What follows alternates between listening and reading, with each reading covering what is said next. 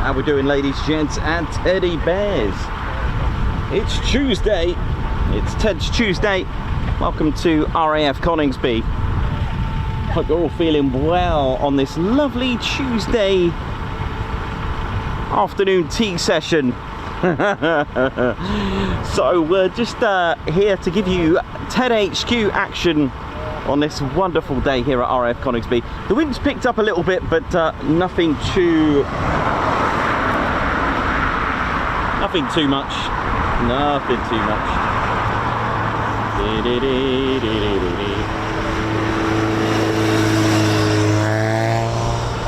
It is a fine day.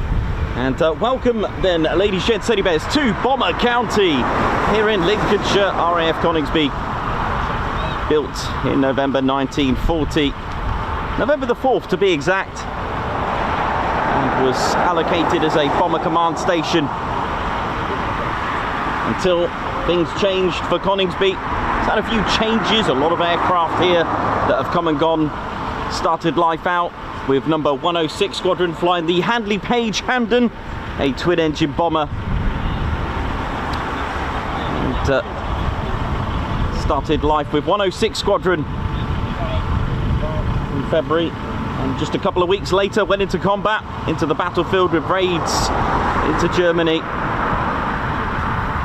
Coningsby entered the jet era in 1953 as they were allocated the English Electric Canberra for operations, still a bomber command station until 1969, ladies, gents, teddy bears, when number 6 Squadron, the flying can openers, were stood up as a Phantom, spare engine Phantom Squadron. Came here from, I believe, Akrotiri, came here to change Coningsby's bomber role into a fighter role, to turning it into Fighter County now. And here we are in Fighter County, but traditionally it is known as Bomber County because we've still got a bomber here. We do. PA474, the Avro Lancaster, arrived along with the Battle of Britain Memorial Flight aircraft, and they are here, and that was in 1976. Today though, we have 5 Typhoon Squadrons. Oh yes, along with the BBMF, of course. The Battle of Britain Memorial Flight are a regular unit, so their serial numbers are allocated to military aircraft. So they technically still have a flying bomber Lancaster in the Royal Air Force's inventory. Hard to believe, right? But it's still going. Amazing. Amazing. If you think about what prototypes BT-308 in 1941 arrived at Waddington Christmas Eve 1941, went straight into training and battlefield from February 1942, so still going. So you're looking at a good 83 years. Of course, PA474 is a bit older than that. She didn't see any hostilities. She was set to go to the Tiger Force, but that was obsolete in the Far East. But here we are with 5 Typhoon Squadrons. The very first Typhoon arrived on the 19th of May 2005, and it was number 17 Squadron who arrived from BA Wharton Aerodrome with the very first Typhoon here, followed by 29 Squadron that we're looking at right now, the operational conversion unit, teaching our future generation of Typhoon pilots to become frontline, followed by 2 frontline squadrons that arrived after, number 3 Fighter Squadron and number 11 Fighter Squadron arrived. Eventually number 41 Test and Evaluation Squadron stood up as the Test and Evaluation Squadron for the Typhoon. They were once a reserve unit with very experienced pilots testing the latest and greatest equipment, but now they're a full-on functional seek and destroy back again squadron. You know how it is. And last but not least, in 2018 stood up as a joint Qatari Emirate Air Force and Royal Air Force Squadron. Number 12 Squadron stood up and arrived here, started to operate in 2020.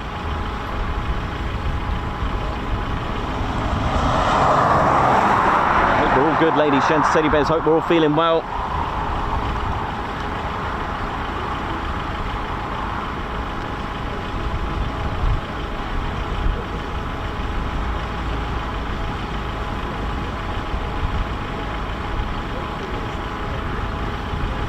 We won't be waiting too long for our first movement. It is Ted's afternoon tea, so we could be here just for a short period of time. We'll see how the movements roll, okay? We'll see what we're going to get. Literally, box of chocolate scenario.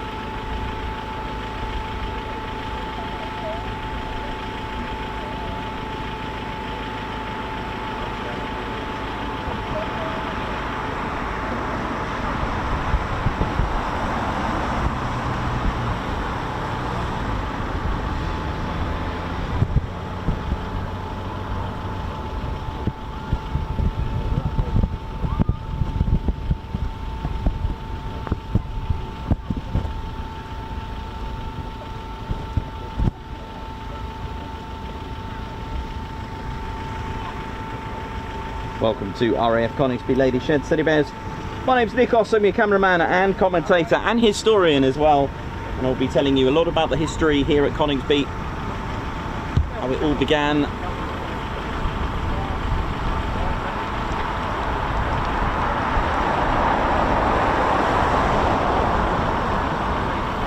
I hope we're all good. I'm feeling well. Nice to see our t-shirts been worn. Nice. Very good as a couple, and got a birthday boy here somewhere. What up, man? Where's our birthday lad? Where is he? Someone celebrating his birthday, bless him. We're here for a week. When I see him, I'll give him a little shout, bless him. But, hope we're all good and feeling well.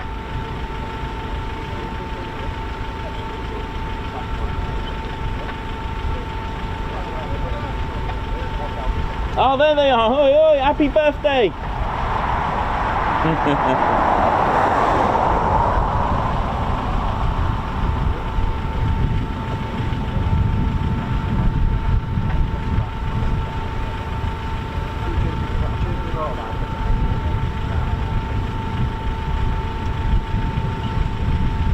So as we look ahead of what we have here, we're looking at the main ASP, that's Aircraft Servicing Platform. This is the vicinity for the Operational Conversion Unit. This is where all the training takes place for anything regarding the Typhoon.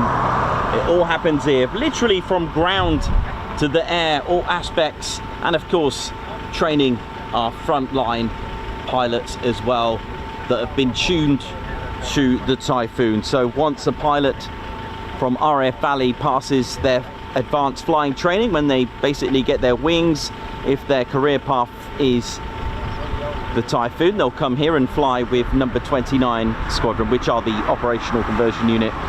If it was the heavies, of course they would have gone to number 24 Squadron at Bryce Norton, and if it was the F-35B, the Stealth 5th generation, then it will be at 207 Squadron, where 5th Gen starts there. And we learned quite a bit. It was quite nice actually to go to Cranwell. It would have been really ideal if we did Cranwell and then we did RAF Valley, or even Shawbury in between as well, because the operations there are for the helicopter. And the thing is, something I learned yesterday is, if of the three, there are three aspects to flying in the Royal Air Force. That's for fixed wing, rotary and multi-engine. Those are the three main aspects of the flying for military wise.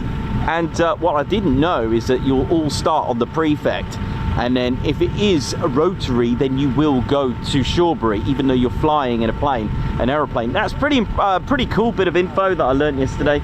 I didn't realize that, but now I do.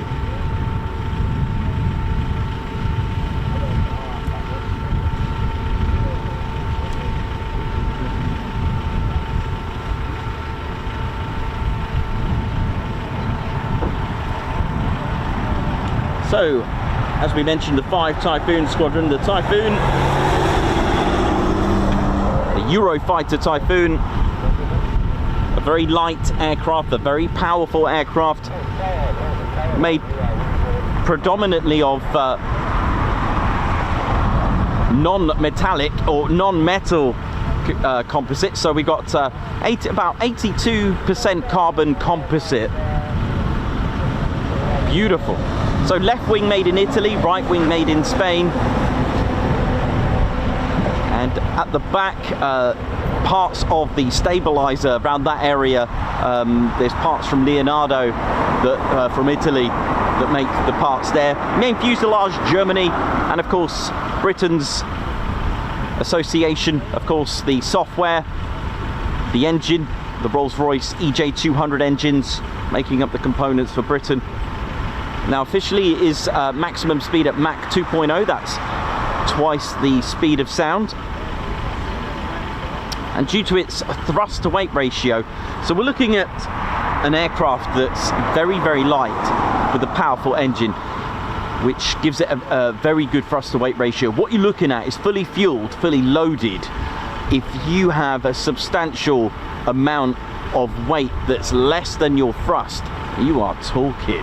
You are talking. You got to imagine, just like a track day car, you're looking at even Formula One cars. They're looking at a cross between a lightweight frame and, you know, even down to the weight of the driver, Formula One driver. They do put that into consideration. You know, the heavier you are, the slower your car's going to go, right? Of course, doesn't really make any difference on a Typhoon, a few pounds, definitely not. And the Typhoon punches out 20,000 pounds of thrust each with afterburner, or reheat as we say in the Royal Air Force. By the way, just to clarify, I'm not in the Royal Air Force. It sounded like I was in the Royal Air Force, but you know what I'm trying to say. That's how we say it here. That's how they say it in the Royal Air Force. So yeah, 20,000 pounds of thrust each. So you're looking at 40,000 pounds, and you know, fully fueled and with some additional payload. We're talking about 13 hard points on the Typhoon. You know, you're sort of going around about 38,000 pounds of weight, even with fuel, so that's very impressive. So because of that, the Typhoon, from brakes to 8 seconds, will be at around, depending on the pilot by the way, will be at around about 185 miles per hour when it rotates. But the thing is, from brakes released to 8 seconds, the Typhoon will be pulling into a 50 to 60 degree climb and vertical, and it will be able to, due to its thrust to weight ratio, it's one of a few aircraft that can do it, can actually accelerate vertically because of that. Whereas some aircraft that are starting to weigh a bit more with their power, they might have a powerful engine, but if they've got a lot of weight, they would need to do basically a Lake and Eve quick climb style, get all that speed behind you and then pull up. You're trying to overcome the force of gravity. That's a lot of physics with that. Do you know what? I'd love to see the physics with that. Even though I probably wouldn't understand what is going on. Oi, oi.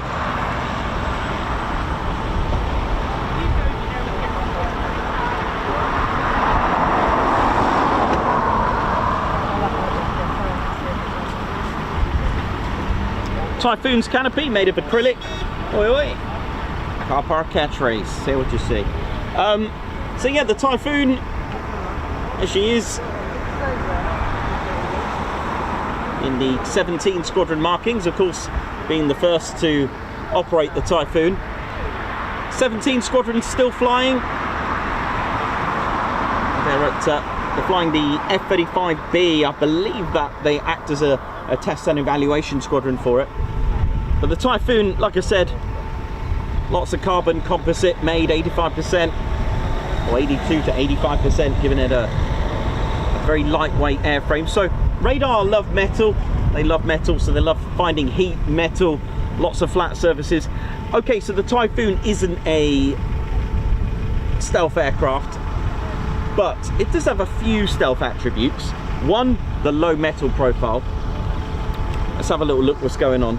So what's going on in here? Let's have a look in here. You'll notice the the nose, and up here there's antennas here. They're slightly different colour due to the lovely things that are going on in here. I wonder if they're coated with a special bit of RAM in there, which is radar absorbing material. I'm not too sure, but what does go on in here, you've got here is the attack mode for the Typhoon, a clever radome developed from Marconi, the ECR90 captor, which that gives the attack on the Typhoon almost like a radar itself to search and destroy. And it can lock onto targets 160 kilometers away, and also larger aircraft can lock onto 30 large aircraft. It can lock onto targets 300 kilometers away, and it can lock onto between 20 and 30 targets as such. It doesn't always necessarily mean aircraft, and it can prioritize on 6, so very clever. If we turn the Typhoon this way, okay, as I've been learning about stealth, having your air intakes here does give out a radar signal, but what you can do is, that's why stealth aircraft, they have their intakes on the side. All right, there's a couple of things we're going to talk about here. The engines, the compressor blades, right through the engines, radars love heat, and that's what they're always trying to find as well. The Typhoon's intakes sit low compared to the engine. It sits up here, so you have to treat that like a letter S, which is why it's called an S duct. It's not unique to the Typhoon, but there are many aircraft that have this. It's called an S duct system, so it's hiding the heat generated from the compression blades. All right, the other thing to notice as well, this splitter bridge here, this is called the boundary layer splitter bridge. Why have we got this? If you look at the Spey engined Phantom, you'll notice they've got like a sheet, a panel. That's a splitter bridge for the boundary layer. What on earth is a boundary layer, and why doesn't the F-35 have one? It sort of does, and I'll explain. If you were to get, I don't know, you can try this as an experiment. You know, air is fluid, right? What I'm trying to say is that it sticks, and this is where aerodynamic comes into it. If you were to pour, let's say you get I don't know, just get a little pipe, or even a bottle of water, or a glass. Let's take a glass at home. Just tip it on its side, and if you pour water on the glass, the water sticks to it, right, and comes down. Okay, but that's kind of like aerodynamics. We're seeing it in a different way, of course. Air and actual water different-ish. But what I'm trying to say is that that's a way to visually see it. So if you've got air striking here as the Typhoon's going fast, if it didn't have this splitter bridge, that air's stuck here and going in. Now that air sticking is actually going to create drag. You now have two different air pressures going in. Now if you imagine the big turbofan engines or the compressor blades, you've now got air that's stuck and it's slowing down, so it's lower pressure, and then you've got your high pressure going in. So you've got two different air pressures going directly to the engine. And if you imagine that as it spins around, it's like high, low, high, low, high, low. It's going to end up damaging and causing fatigue to your engine, especially the compressor blades. So to cure that, they put a splitter bridge here. So when going supersonic speeds, yes, the Typhoon's air intakes actually have cowlings to control the amount of air, but it also has this amazing, just a clever design. If you look at the F-16, it has one as well. However, I'm going to tell you a little bit about stealth as well at the same time. Also, you can't really see it here. There's actually lots of drilled, almost like a grill. I don't know whether that's part of the aerodynamics to help the splitter bridge, but they are drilled, maybe to lose weight, who knows. On the F-35, I should have got one. It doesn't have this, but it sort of does. There's a little bulge. If you imagine, okay, let's turn this on this side and imagine that's the, oh yeah, actually now we're looking at almost like the Phantom air intakes. It's got this panel, that's the splitter bridge for it, the splitter for the boundary layer. Now what they did on the F-35's intakes, it's almost got this little bulge in there, and it acts like a splitter bridge. They actually made a prototype on the F-16 because it's going to give you a bit of radar profile with that, which is called RCS, radar cross-section. That is basically a what radars want. They want a high RCS. You'll hear that quite a lot now. I've been learning about stealth and how it works, but this isn't the place for stealth, so we're going to leave that one alone for a little bit. But there you go, some interesting facts there. The Typhoon is, oh, speaking of drag as well, so now this makes sense. On the prototypes, they found that where the wings, because it's a delta wing, although it is quite aerodynamic, they found a lot of drag here. The original fuselage wasn't bulging out, so what they did, they bulged it out to stop a lot of drag and slowing the aircraft down, creating heat, creating a bigger RCS, right? So they've done that as well. Okay, let's have a little look what else we can talk about the Typhoon. Okay, so we've spoken about that. We've got the missile warning nib that I haven't stuck on yet. I'm going to stick one here. You'll notice like a little nib that sticks out. That's to warn the pilot, uh-oh, we've got, like, you know, service to air or a lock on there's a missile locked on us, we got to sort this out. On here you've got a decoy pylon, an antenna that comes out from a lanyard, and it gives, like, it fools the radar, it gives a signature of a fake Typhoon. I love that, because back when I was learning, I actually thought it was a blow-up Typhoon.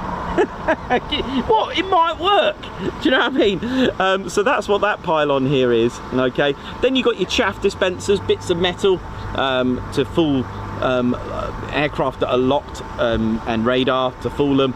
You've also got your flares here. You've got added blue tack as well. Okay, but it's such a gorgeous aircraft. The engine sits at just 20% of the fuselage. That's all it is. A great, superb, natural fighter. The Typhoon of the Royal Air Force have designated it as an FGR4. That's the Royal Air Force's designation. That's down to Fighter Ground Attack Reconnaissance Mark IV, not to be confused with Tranche 4, because we don't have that here. We only have up to Tranche 3. The Typhoons of the Royal Air Force have lowered the maximum speed to Mach 1.8. Now, this could be because they've tuned it to their specifications. So where you drop down the maximum speed, you could potentially increase the acceleration.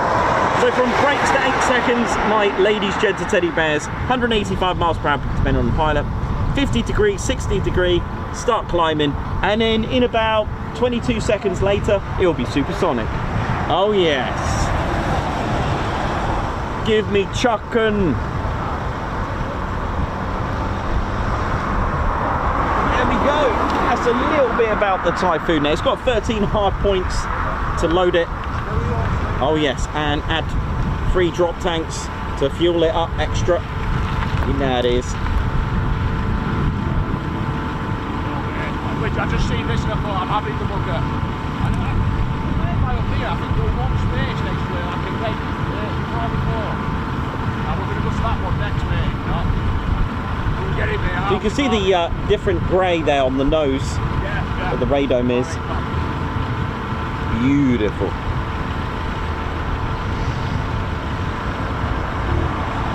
Typhoon's engine is extremely powerful. It's got an 8-stage compressor system that comprises of 3-stage low pressure and a 5-stage high pressure compressor, and it can compress air 26 times. Off the top of my head, here we go, gotta remember all this. I've been learning about the others. Oh yes, just to give you perspective, that's basically if you take the air around you at 1 pH, 1 bar, sorry. If you take it, I was thinking of PSI there, not pH. If you take it as 1 bar, it is now squeezed to 26 bar. Now what's the point of that? Well, let's have a look at got the F-15's engine, the Pratt & Whitney F100 229, squeezing air 24 times. Again, that's just impressive. It's amazing. If you took, I don't know, 24 cubic centimeters, it's now squeezed it to 1. Does that make sense? It's now 1. That's really cool. It squeezed it down. I'll explain the point of that as well. The F-35 is 28 times, and then you've got various bypasses as well. But the Typhoon's powerful EJ200 engine producing 20,000 pounds of thrust each. So it has 2 of them, so giving you 40,000 pounds of thrust. Right, so that now gives me the opportunity now. So what let's have a look. So about 9,000 kilos. That's just under 20,000 pounds of payload, a total payload on a Typhoon. So that's 9,000 kilos, that's 19,800. So we said about maximum speed at Mach 1.8.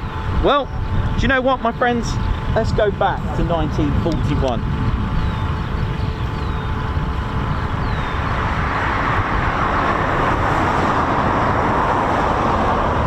In 1941, February 106 Squadron arrived with the very first aircraft. Here we go! The Handley Page Hampden. Oh yes. So this, even though it looks a little bit like the Blenheim a little bit, apart from the 3-foot fuselage. Now we spoke about nearly £20,000 of payload. This little Butte, this little Handley Page Hampden, one of the few twin engine bombers, £4,000. That's right, just £4,000 of payload. But you know, a beautiful little aircraft, and it done well. You know, it done pretty good. It first started, you can see the markings, Oscar Lima there, and it had a crew of 4 in there. And it was nicknamed, had quite a few nicknames. The Handley Page Hampden had a nickname of the Flying Suitcase, a nickname of the Flying Tadpole, because of the 3-foot fuselage. I mean, that's extremely narrow. That's like 1 metre. So started life out in 1938, operation with number 49 and 83 squadrons, both having them. But 106 Squadron were operating these and arrived in February 1941. And the problem is with this, if the pilot sat up here, and it almost had a folding seat to get the pilot from going in and out. Now the problem with the Hampden, that should the pilot get injured or worse, it was extremely difficult to, if there was anyone that could fly it, to actually get the pilot out and fly it. So yeah, very thin. There was also the Handley Page Hereford. Couldn't really tell the difference, apart from it had different engines, and that would be the only difference. But it was the Napier engines on these. But you know, it served well. In fact, we will talk about the Manchester in a moment, when we talk a little bit more about the history of Coningsby, because that was the next aircraft to arrive. But with £4,000 bomb, they could also take a torpedo or mines in there as well. Maximum speed at 247 with a service ceiling of around 19,000 feet. Not bad really for what it was, and you know, it served reasonably well, although 106 Squadron started to have the highest loss rate in Hampden bombers. Oi oi! And the very first one, I believe, was X3002. But the history here is exceptional, as you can imagine, with lots of RAF bases having so much history. Hope we're all good, ladies, gents, teddy bears. Welcome to the Ted Coningsby channel. So that was the very first aircraft to operate here.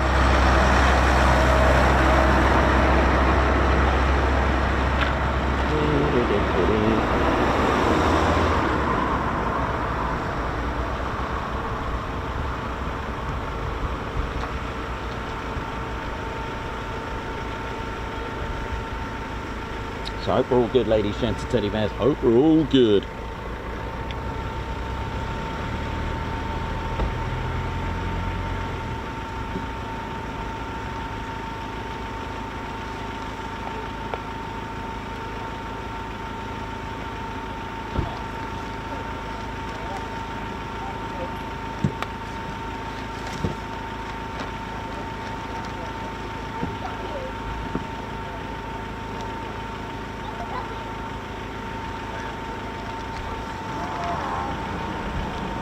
So we spoke about the Typhoon's engine and compressed air being really important. Compressed air is a great way to get more air in a small space, all right?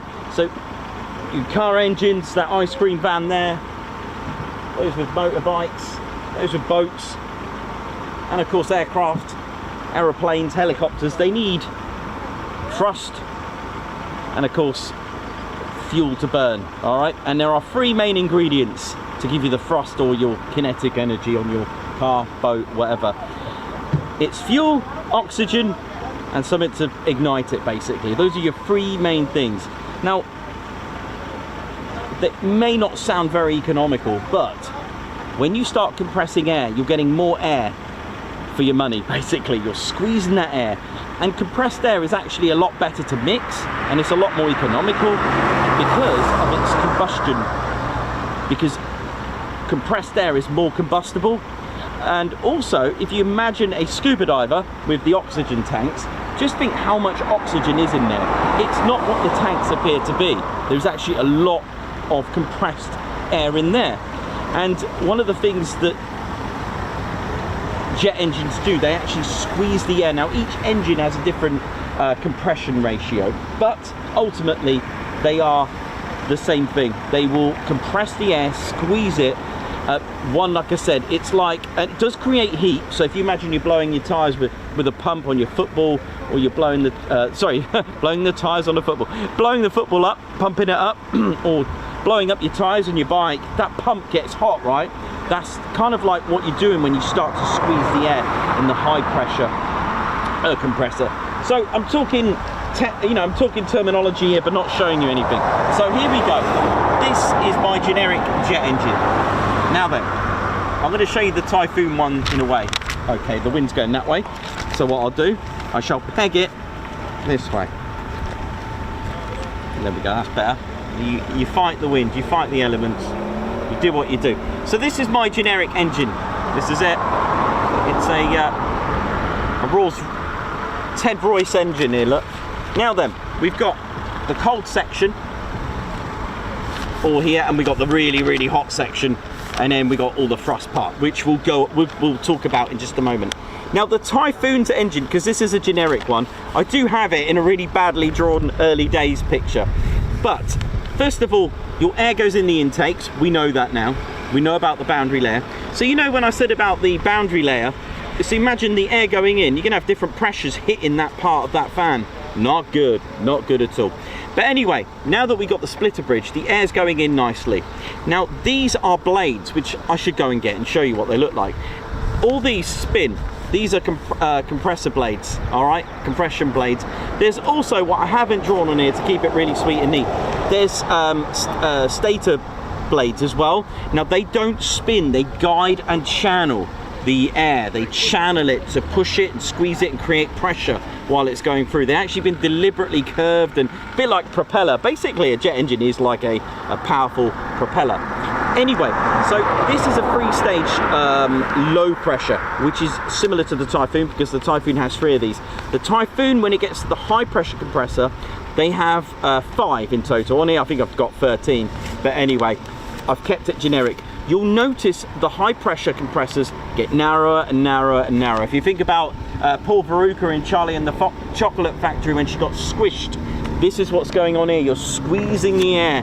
You're now going to get it down. On the Typhoon's EJ200 engines, you're compressing it 26 times. The air here that gets bypassed on the Typhoon is a ratio of 0.4 to 1. So that is a low bypass engine. So that air is getting bypassed. The rest of it is now going to get mixed here in the combustion chambers. So you've got now squeezed air compressed. When it meets into when that compressed air is now squeezed and it goes into the combustion chamber, you see all these little holes here? These are spray nozzles. I don't know how many the Typhoon's got actually, but we'll go with it. And it now is able to spread that evenly, these spray nozzles, all right? Really good in compressed air. So now you've got really, really combustible air that's being squashed. Imagine that. So like we said, if we add 26 centimeters worth of air, right, we're now down to 1 centimeter. How economical is that? And then you spark it, bang, and that's what this is. So there's that bang. Bit like your petrol in your carbs or your fuel injection system in your car. All right, the pistons are working now. You're getting that kinetic energy. Now then, how do you power all this lot? Well, you have turbines. All right, so you've got high and low pressure turbines. So the low pressure turbine starts spinning the low pressure compressor, and the high pressure turbine starts turning the shaft for the high pressure compressor. This, my friends, is what you call like kinetic energy from here as that burn. It's a bit like blowing a hairdryer sort of onto a spinny thingy. That's really good terminology, Nikos. That little windmill starts spinning it. So that's powering that. So this is powering this is powering that. A bit like chicken or the egg scenario, right? So you've got all that, right? So if you stop there, that thrust that's caused there from here, after the turbines, that, my friends, is a turbo, you know, a jet engine, all right? And that could be on your Boeing 737 or your Boeing whichever, or Airbus, anything like that. That's thrust. There you go, all right? Happy days. However, what about the afterburner? Well, to get to the afterburner or reheats, first of all, I want you to think about the word afterburner. There's two words, reheat. You're reheating something and you're burning something after. Now you're going to need a special chamber, because what you're doing here, you're actually just blasting out lots of fuel without your really economical compressed air. So, because it's going to get extremely hot here, I think they have some special, I can't remember if it's ceramics or some special porcelain, or I can never remember, sorry, it sounds bad, porcelain or ceramic, something like that, but it's got some special heat tempered metal, etc. I think some of the, F-35 has like the porcelain, is it porcelain or ceramic? I can't remember what it is, it's one of the two anyway. But anyway, it has these fuel blades here, and they squirt out fuel from the hot gases that are already here, and that is why you're now using more fuel. Now on the Typhoon, it boosts it by about 30%, so we're looking at from 15,500 pounds of thrust to now 20,000 pounds of thrust. This is why afterburner is not economical, but it does give you the power. You know how it is.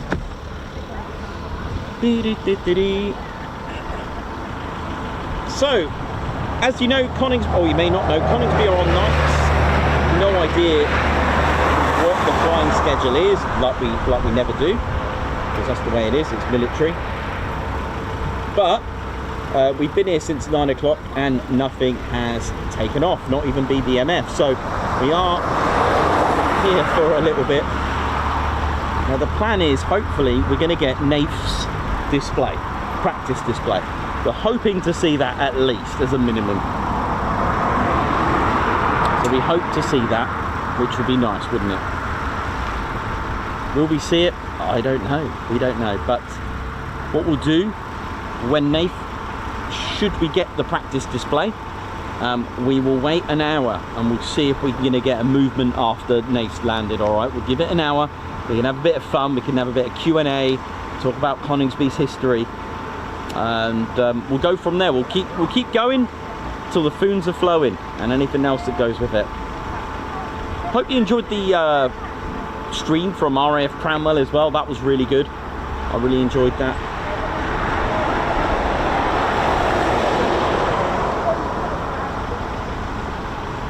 Thanks, man. It's ceramic. Thank you, Perry. Thanks for letting me know.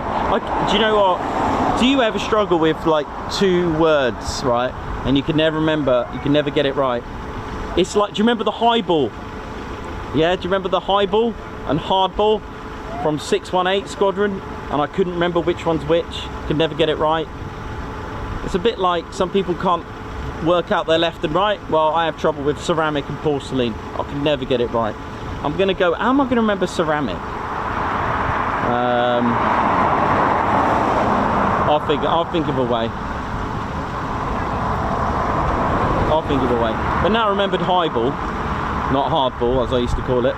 It's highball. So I got that one. I don't know how I remembered that. I think it's because I wrote, oh yeah, that's it. Are you like me, where you've got to write stuff down? I can't type it on a computer. I have to physically write it for it to sink in. If I type it on computer, that's fine, but it won't sink in. But if I actually physically get a pen or pencil and write stuff down, it sticks in. That's the way I am. There we go. There's that throwback to Strafe Me. Let me strafe you. Right, come on in, Coningsby. Let's see what we got here now.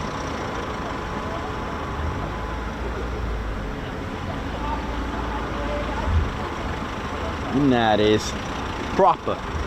So I'll tell you what we'll do the stream checklist. Don't forget, ladies, sheds, teddy bears, support the channel, hit the like button. You know how it is, hit the like. It does help. I know nothing's happened yet, but you love the channel, you got to support it there now. And then of course subscribe to your one and only Ted Coningsby channel. We are now a 90k channel. How good is that, Teddy? 90k. And of course, don't miss out, hit the notification bell button where you'll be notified of our latest and greatest live streams and videos.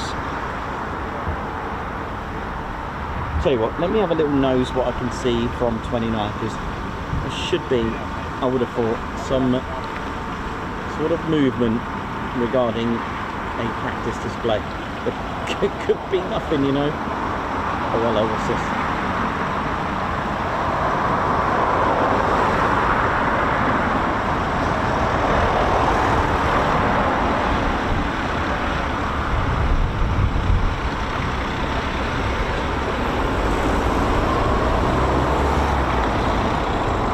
Lots of Typhoons on the main.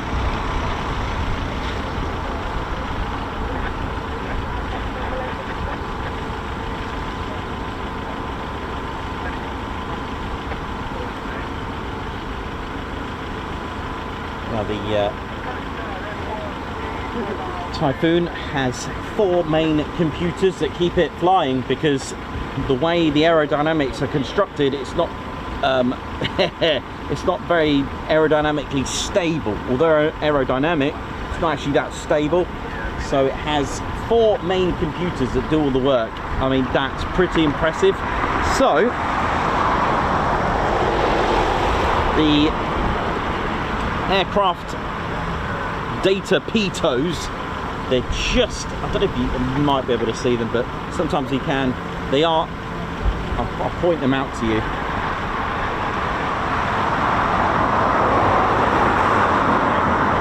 They are just here. They're like these 4 little triangles, isosceles triangle style, I think. They're just under here. There's 4 of them.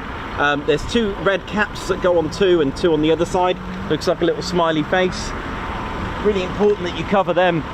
You mess up one of them, it's going to be pretty fun. So you can see there, look, almost looks like a little smile. Can you see that? Where the radome, the nose sort of, got a little red smile there, look. Hello! So that's where those are.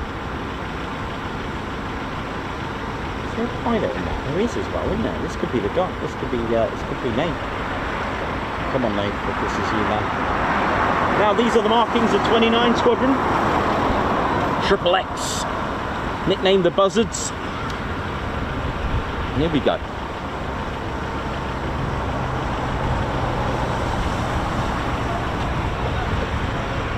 So Nath is now running into his display from takeoff now, okay? So just to give you an idea of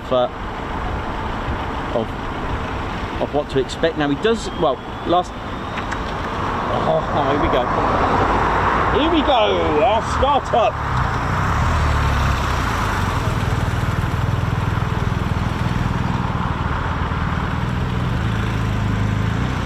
I thought it was a start. It did sound like a start. It was a whistle. It is, isn't it? Yeah, no, it's still there. Yeah, it is. I thought it was going absolutely extra special. I was relying on you then. It was. I heard something. There we go. It's the wind direction. Everyone got excited. I was like, oh my gosh. Everyone has just got out of their seats. I'm like, oh dear. It's definitely a startup.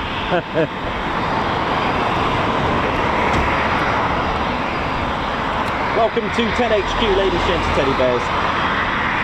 So this year's Typhoon display pilot for 2025 is Squadron Leader Nathan Scheuer. And he's already completed his 10 at 1500 feet.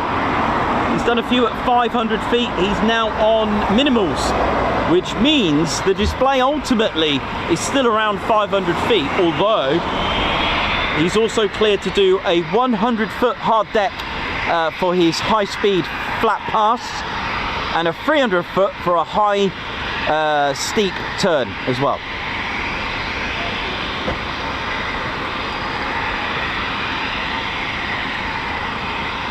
I actually have no idea what runway's in use, so meh. Oh, actually, I've got my scanner there. Go on then. No, no, it's all right. I don't actually have it on, but okay, turn that. I actually have no idea what runway is. It's weird. It's sort of flying all over the place. Yeah, you can walk.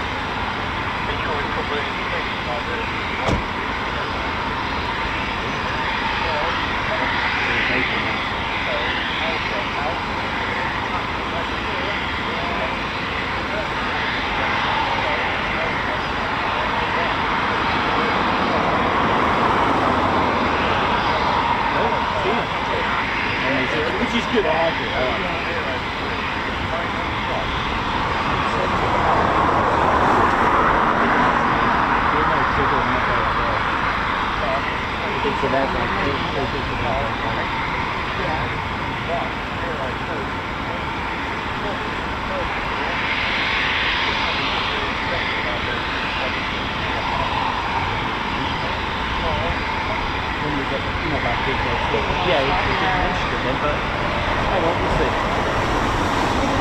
Yeah, fingers crossed. It'll be about now is start up anyway, so that's cool. So we're not sure if this is so yeah, didn't tell you the call sign. Call sign reheat, and squadron leader Nathan Scheuer, who was promoted I think in February from flight lieutenant to squadron leader. He's a very experienced Tornado pilot. I know he secretly prefers the Tornado, but I might get into a bit of trouble for saying that. But big shout out to all the Typhoon Display Team, by the way, because in the 8-minute display that we're going to get wowed here and at various events and air shows, let's all congratulate and thank the work that goes on behind the scenes, the mentor, the supervisor, the PR, armourers, the avionics technicians, the ground crew, all that aspect of making a wonderful Typhoon display. All that hard work for 8 minutes. I think the Typhoon Display Team will be smiling at that. But it is what makes the display. It's a whole team, you know, you can't just have the aircraft there ready, the work that goes into it to prepare the aircraft, all the avionics technicians, sparies, all that, or even the PR to book accommodation for them to stay, the logistics side of it, the merchandise, those that deal with the merchandise, the social media aspect, the safety as well, those that take care of the ejection seats and the life and emergency side of it. Forgot the terminology for that, believe it or not. But anyway, we've got armourers as well that look after the Typhoon Display Team.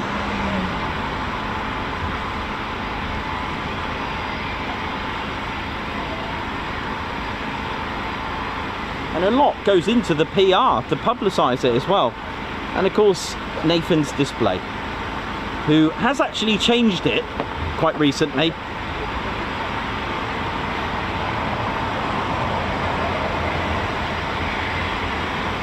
I hope you're ready for some Foon action. We're going to get some now. We think this is reheat. So that's his call sign, reheat 1. I repeat, reheat 1 taxi from the main ASP to runway 07 via Delta. I think that's what they say for this bit here.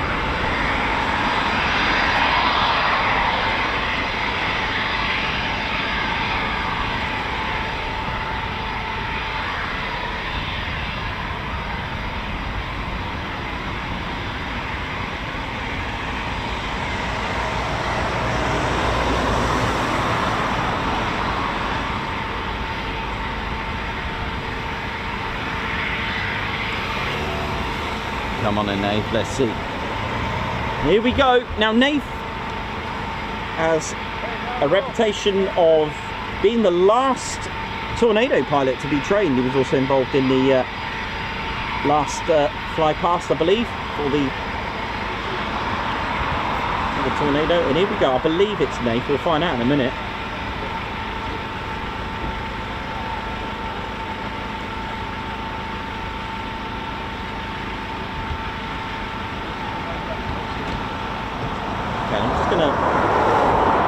Just myself there now. Here we go.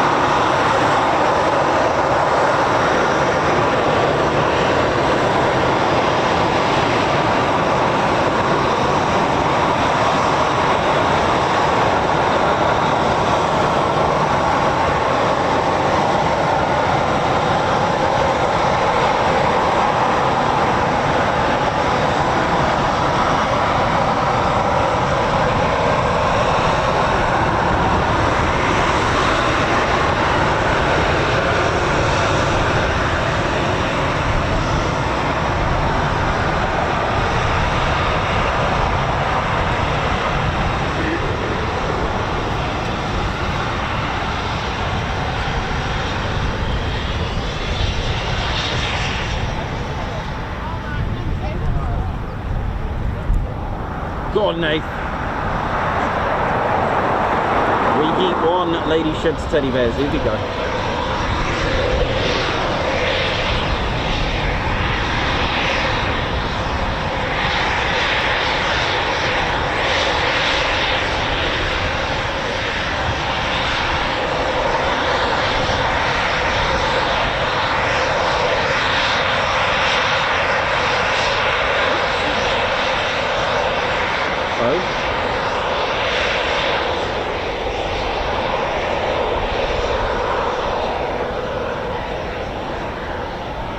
Have they changed runways?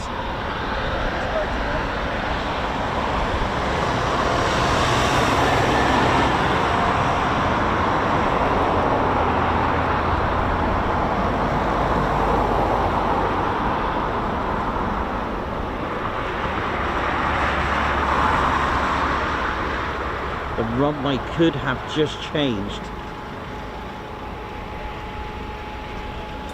It is slap bang in the middle.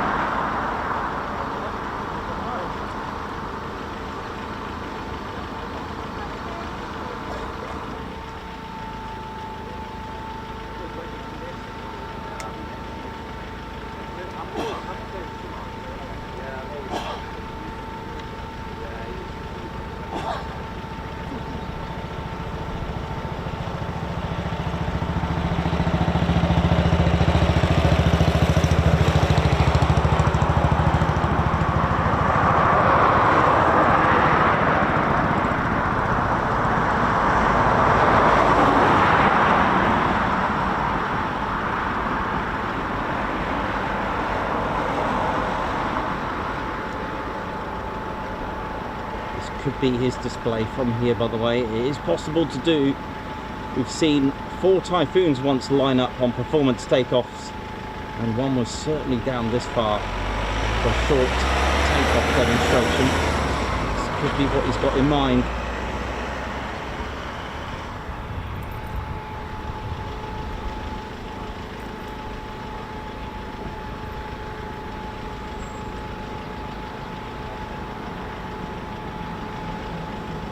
This could make sense if you think about his display line and datum being obviously further down. A performance takeoff from, let's say, where the threshold is, although spectacular, potentially could be better from here. Let's see if he's got that in mind.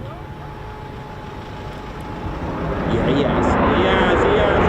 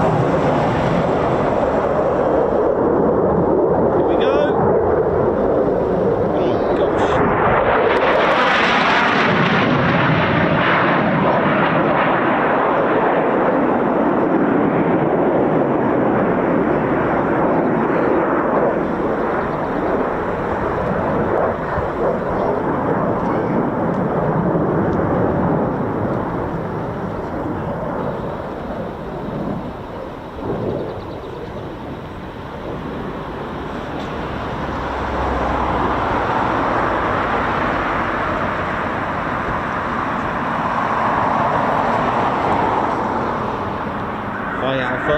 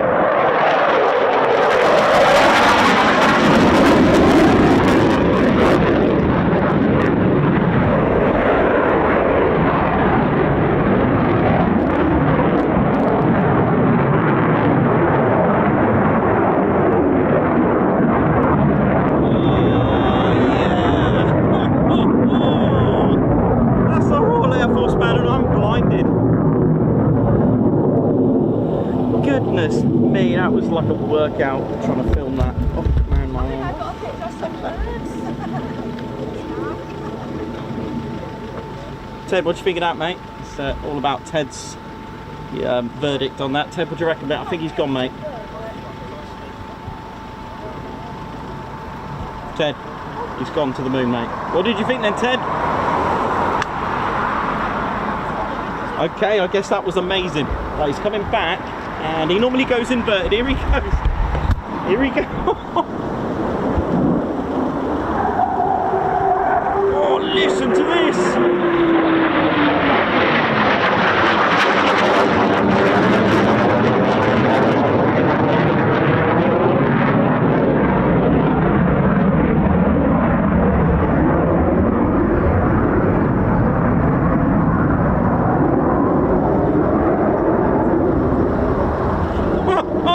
Yeah, woo! Well, there you go. That's Ted's afternoon tea session. That's what it's all about. I had a lovely time with Nathan Shoyer's amazing display.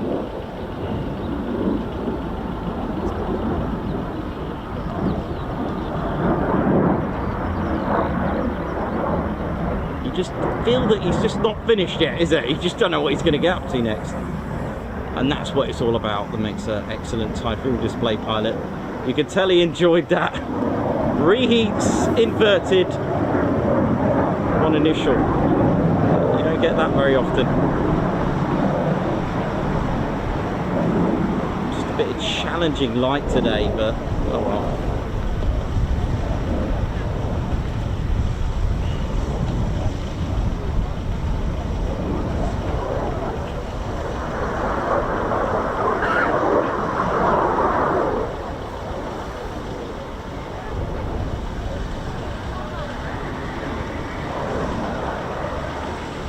Lot of heat haze today, as you can imagine.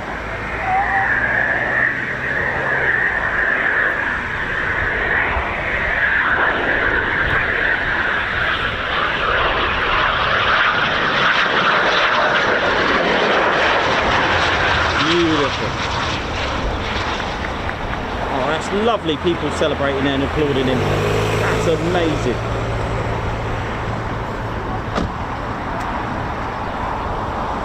Yeah, nice one, Nate. That was excellent. That's our Royal Air Force, man. You should be proud of that. Yeah, nice one. That's so good when people applaud, I think. I just like, they can't hear it, but they do play it back. He does watch it, so that is just amazing. That's got to be a good feeling. I mean, he proper killed that one, didn't he? Absolutely incredible. That's his best one. And he did that short takeoff as well. That was I was getting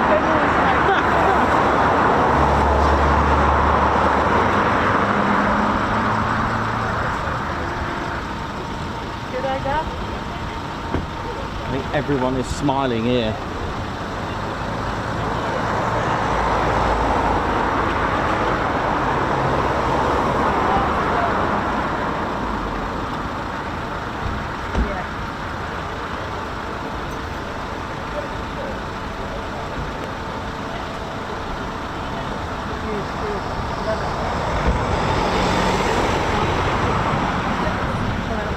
Yeah, apologies for my end, a bit of sharp light. I had a leak, it's going to sound minging. I had a bit of that weepy eye syndrome going on. You know when your eye starts to weep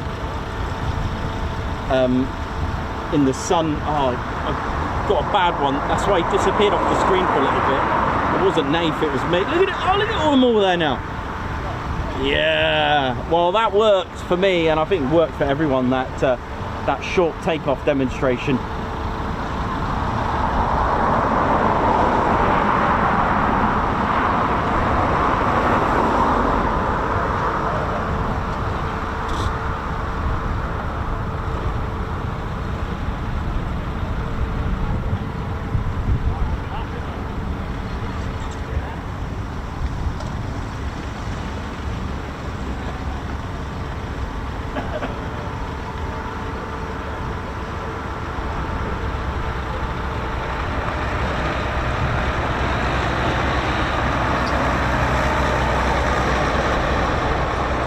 Beautiful.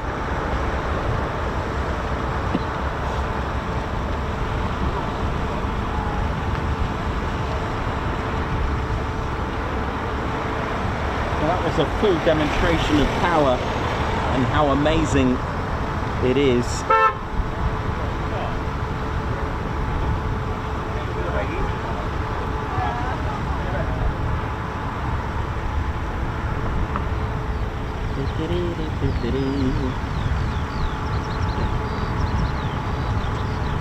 Absolutely incredible. I hope you enjoyed that. Thanks a lot for joining us.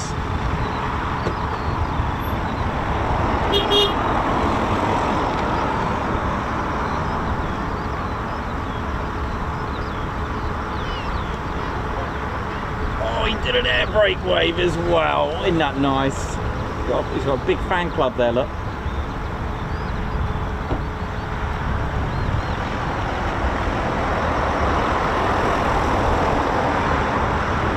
And quite rightly so. I mean, the inspiration right there. I mean, I wonder how many Typhoon display pilots have seen a Typhoon display pilot become one themselves.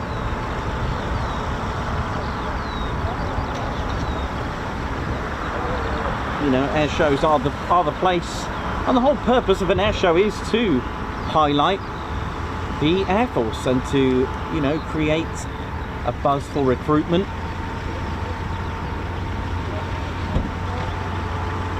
Show off the nation, fly the flag predominantly, and show off the Air Force, and to create employment. How many countries have placed orders for a particular aircraft due to the air show? Because that was the whole point. That is the whole purpose, really, for air shows, to create jobs, create work, to get purchase orders. You can't display an aircraft, you can't buy an aircraft without seeing what it can do. So air shows are very important with that. It also inspires our future generation, and on the ground, because air shows of course has a variety, they have a variety from RAF regiment to catering, ground crew to armourers.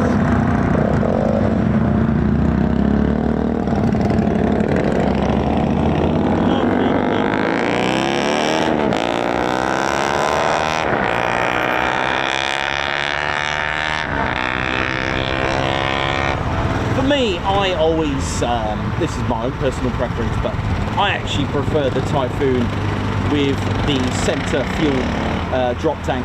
I like it. I just, it looks cool for me. I prefer it with. I know many. We do get asked that quite a lot, and you know, does it affect it? Not really. Not really. I mean, there's never any fuel in it when a Typhoon display pilot is flying in a display. They will add fuel to it if they're going somewhere. So it will use, if they're going to you know, transit for a display, they will have fuel in there to use it, and obviously have various calculations on arrival. So which is quite important. If it works, don't mess with it, that kind of thing. I prefer it with the drop tank.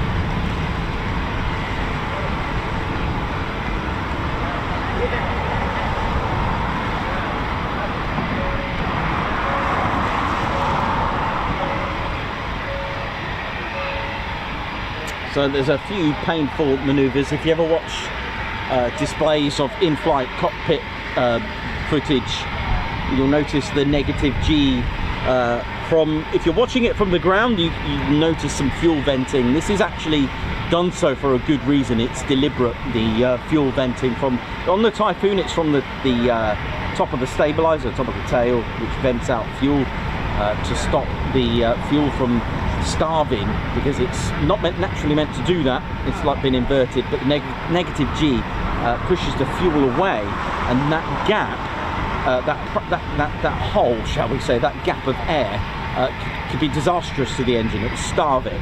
So the idea is to actually push it out. So there is like almost like an airlock in there. So it's deliberate. It's done that. But if you're watching in-flight footage to get negative G, watch the straps of the pilot. They actually start sticking up when they experience negative G. Negative G, what's that? Well, we are now, all of us here, well, unless you're flying, of course, we're all experiencing 1G. That's 1 times the force of gravity. So when you hear 9G, you actually increase your weight 9 times. That's the gravity is now 9 times. And so negative G, so all the weight's down to your feet, right? Because we're stood on the ground, we're being pulled to the ground. Negative G actually pulls all the, it's like having gravity to your head. That's not normal. And that's what experience that the pilot feels. But the pilot could also get a lot of blood going to the head, which they could start having seeing red everywhere. And you'll notice that NAF went on its side here, went out and in. That push, that pull like that is a negative G. A negative G dive as well, when the aircraft just goes down like that, drops down. That's like a negative G when you pull the aircraft down. So that's why a lot of the pilots on top of a climb, or if they're trying to get a sharper turn, they'll go inverted to turn down, or go inverted to get lower, when, especially when they're doing low level, to stop a lot of negative G's being experienced. So it's quite a thing. So Naval, as you've seen him, came out like that and started turning like this, and then you saw the vent, which is just here, start pushing out, start venting out fuel. So it's not a leak as such, it's a vent. It's deliberate to stop any starvation of fuel because of negative G. How cool is that? And the blue tack there, it's all about the blue tack there now.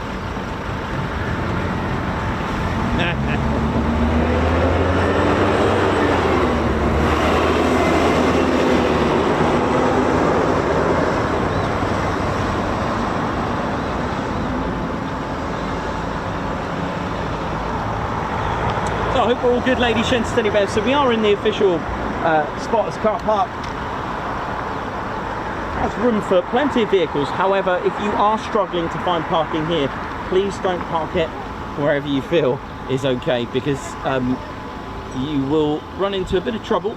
Of course, we've got double yellow lines. Please don't park everywhere outside the enclosure. Please find alternative. And our recommended alternative is actually in the town. It's to get to this bit, it's about 20 minutes, and there's a massive car park right in the town. And enjoy the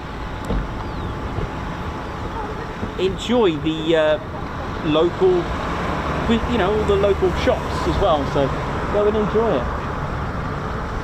Yeah, how's it going? I'll be back. How you doing? All right? Yeah, good.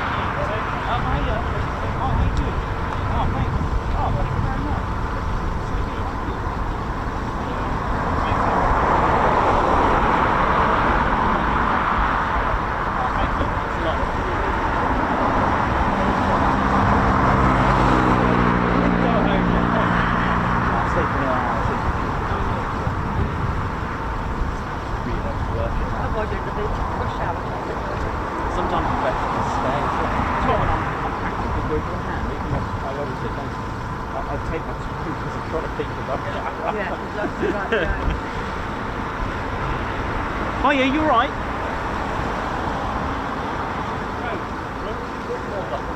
It's live. You could watch it now, you can rewind it and watch it all. Yeah. They're not getting any of this, you see. Yeah, you can send them you can press share and just send it.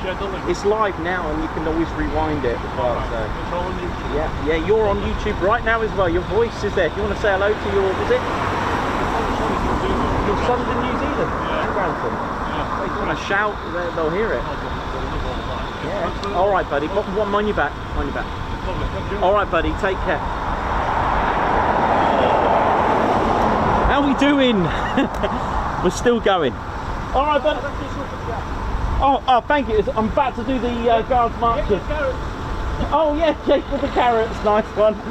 Bless. I mean, the vibes here are just amazing. So yeah, as you know, I was just about to do the house. And do you know what? You may have heard me say there is no one at the red and white fence. There's no one that, which is, I'm so proud. I am absolutely proud of that. It's really important because it's gonna just, you know, it'll mess up. Oh, tell you what, sorry, but I love photos like this. Look at that ladder. What happened? Where's the person? Sorry, it's my wedding photography and I used to love photos like that. Where's the person? What happened here? Right, anyway.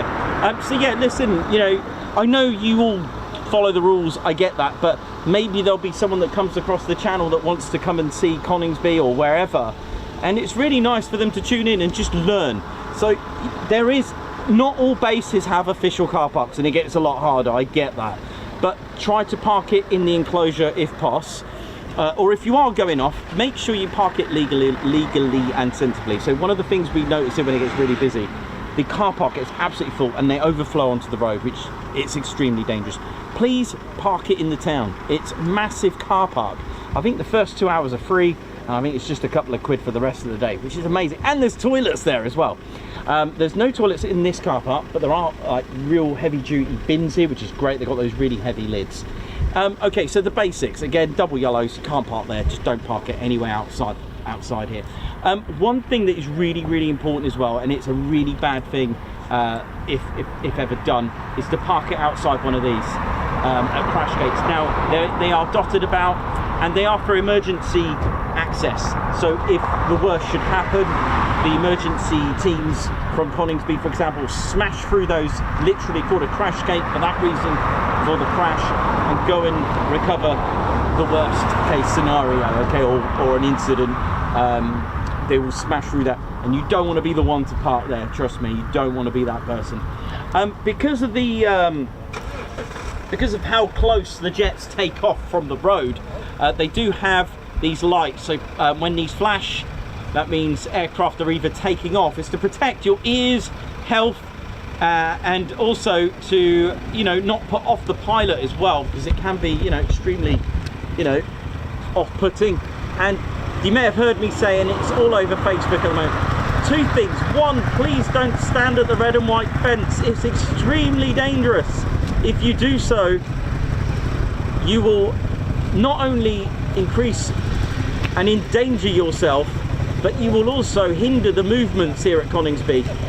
And not just Coningsby, there are red and white fences all over a lot of airfields, but you cannot stand there. If an aircraft comes and gets it wrong and you're stood there, or if an aircraft comes along and whacks on the thrust, it will blow your eardrums. Another thing we see as well, people on this field absolutely know, because look at it. Look at the damage caused. One, it's the farmer's property, and two, those approach lights, they are MOD property, and you can see the damage caused there. So let's, you know, let's do ourselves a favour and, you know, respect it all. And across the road, of course, this may sound obvious, but please don't climb the fence. Please don't touch the fence. Please don't rest your, you know, your ladders and your weight on the fence. It does damage it. It, you know, it spoils it for everyone. We want to keep doing this. We want to be able to do it properly. Of course, ladies, gents, teddy bears, with the world that we live in today, if you spot anything suspicious, you know what I'm trying to say, then make sure and don't feel bad about contacting the police about it. And there's a base number dotted about. It is a no drone zone. If you are going to Tattershall Lakes, you can't fly the drone over there anyway. You can't even fly a drone over loads of people anyway. You can't even do that. But it still is in that space. You need to use the I forgot what it's called now, altitude. I think there's another one, isn't there? I can't believe it, because I use it as well. It's called, use it if you want, it's quite good, drone assist, that's it. Use drone assist, but it's 100% absolute no. You will be in trouble with the authorities. Even for air shows, there are no drone zones, there are no TAMs put out. You know, please don't do it. And if you spot anything, there is a number you can call straight away. Anyway, back to the fun stuff. How are we all doing? Hope we're good. My name's Nikos, cameraman and commentator of the Ted Coningsby channel. Let's have a look. I'm hoping we're going to get some more movement. If not, that's our show.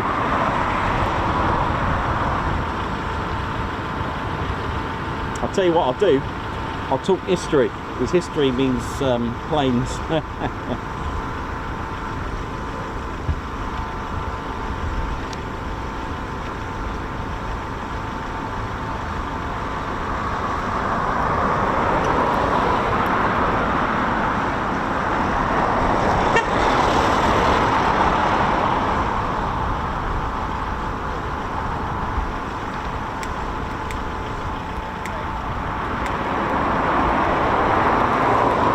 So don't forget to smash the like button.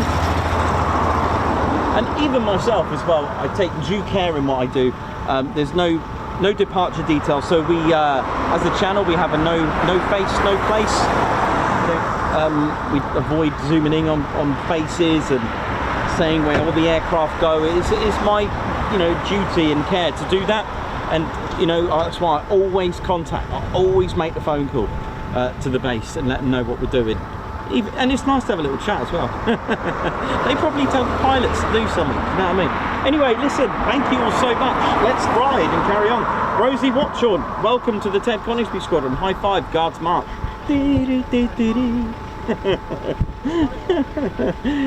Babsar, Paul Pump, and a high five. Thank you so much for gifting 5 Ted Coningsby memberships. That's awesome. Thank you so much.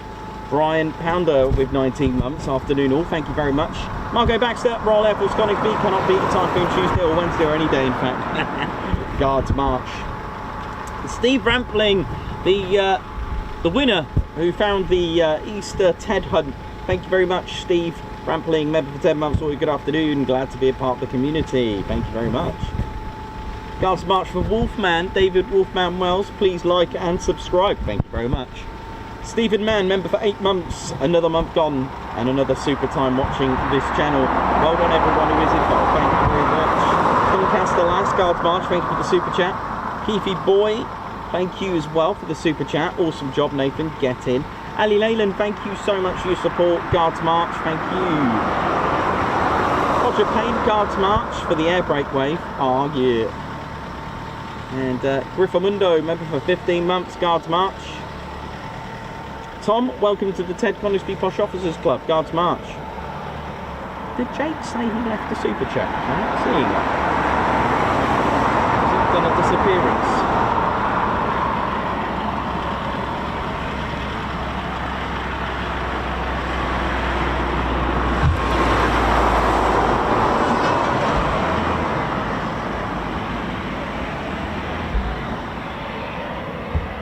I might have a start up here.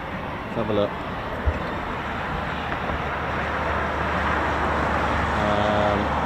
No, that's ground crew in there.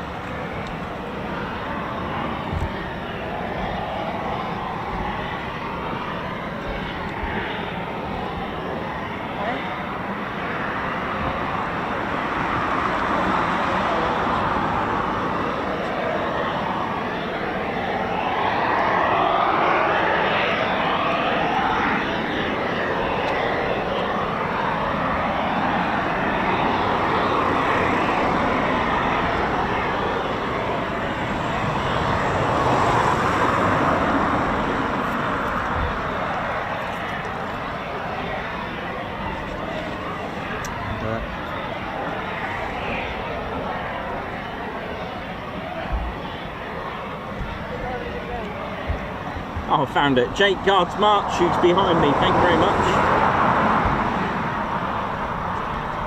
Found it. Thank you.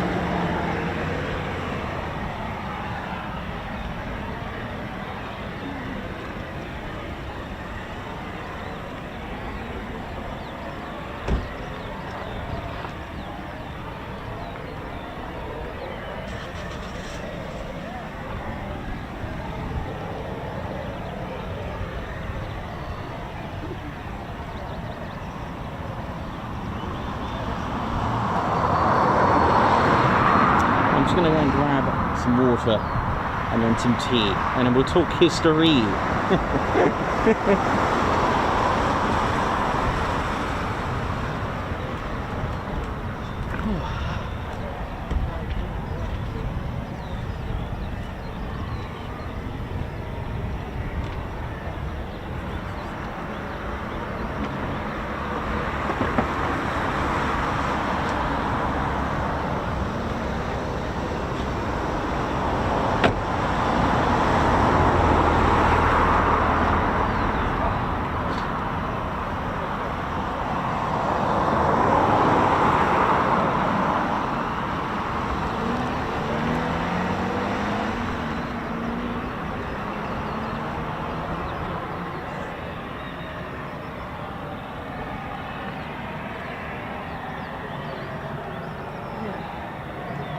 It's hot up there, isn't it?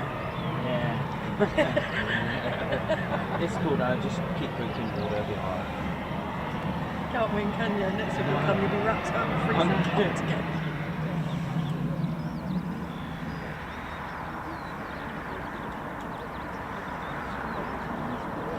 You're lucky with the 0 seconds.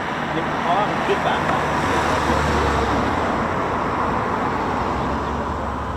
Yeah, but yeah, I know. It's looking a bit. Ooh, and then someone messaged me. My friend messaged me and said, "You can do like a short demo takeoff." I'm like, "Ah, oh, right." It's like, let's hope for that. And it was good. it was brilliant.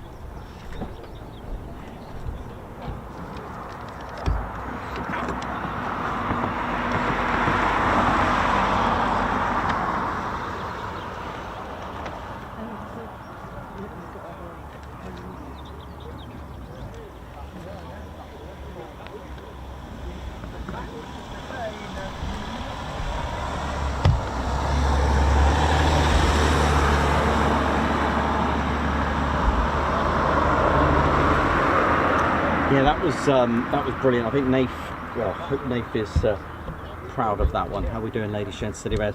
What we'll do, look, I've said, well, what time is it? Oh dear, Greek night, I think. Right. That one's alright there now. How are we doing, ladies, gents, teddy bears? Welcome. Is that a startup? Sounds like something over there. Wishful thinking, but you never know. Hang on. I'll just adjust the camera a little bit. There we go. Hope we're all good, ladies, gents, teddy bears. Welcome to the Ted Coningsby channel. There we go. That's better, isn't it? Yeah, that's all right. How we doing? Hope we're good. Welcome. So we're gonna just chat a little bit of history. Let's see if I can get the full history in. I love this. Every time I talk history, this is good. This is what I was trying to achieve. Hang on, let's have a little look then, eh? Hey, I love it when I do that. It's funny, but I don't know if it is going to be a... they've been doing quite a few engine tests. Okay, so let's these two.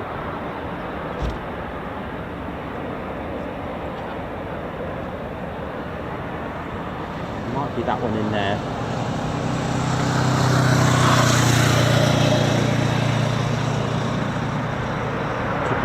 I don't know. It's quite hard to tell at this minute, isn't it? But,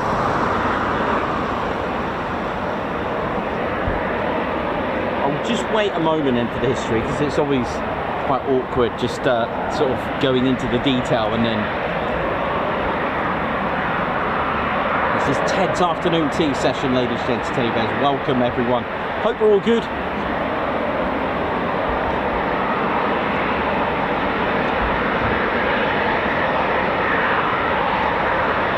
Jake Gallet, how you doing? Hope you're good watching online. Margot, Davey, Christian Ringrose, Eagles 7-4, Edward Coates, Margot, Paul Mayers, Simon Watchorn, Lord Denver, thank you for your great live streams and also your talks about aircraft and history of the bases. Always! And the thing is, they'll just keep going and going and going. I'll learn something every time. I'll try and bring something new every time.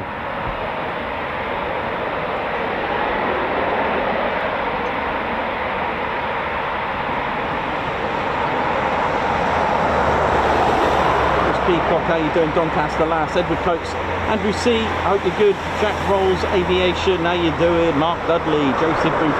How's everyone doing? How's everyone feeling? So let's ride.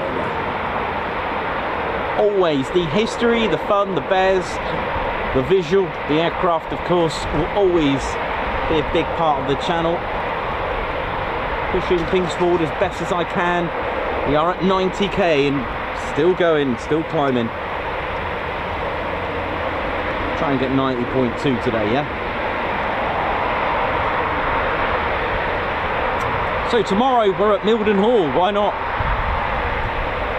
Thursday, blank for now. leave it like that for a minute. Let me have a little look around. Let's get the feelers going. And then Friday, Lakenheath to pretty much see us through the week there now. And of course, like I've always said, keep your notification, keep that bell button, set it to all, because you never know, we might just do a quick stream here and there, especially now this time of year, and the freedom I've got to be able to stream anywhere pretty much now, even abroad. I'm still looking into that for the future as well. I've got a few places and bases I'm going to link up, but the plan was to get more and more contacts. So I'm wondering if this is just an engine run. I don't know just yet. There is, yeah, I've got a bad feeling it's,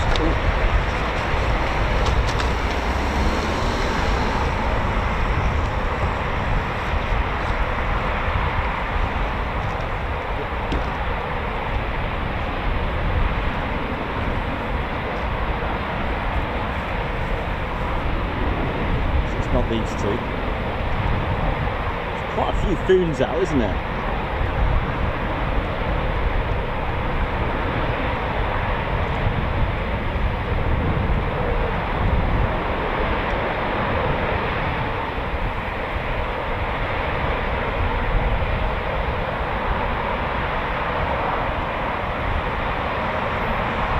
RAF Coningsby is one of 2 QRA stations.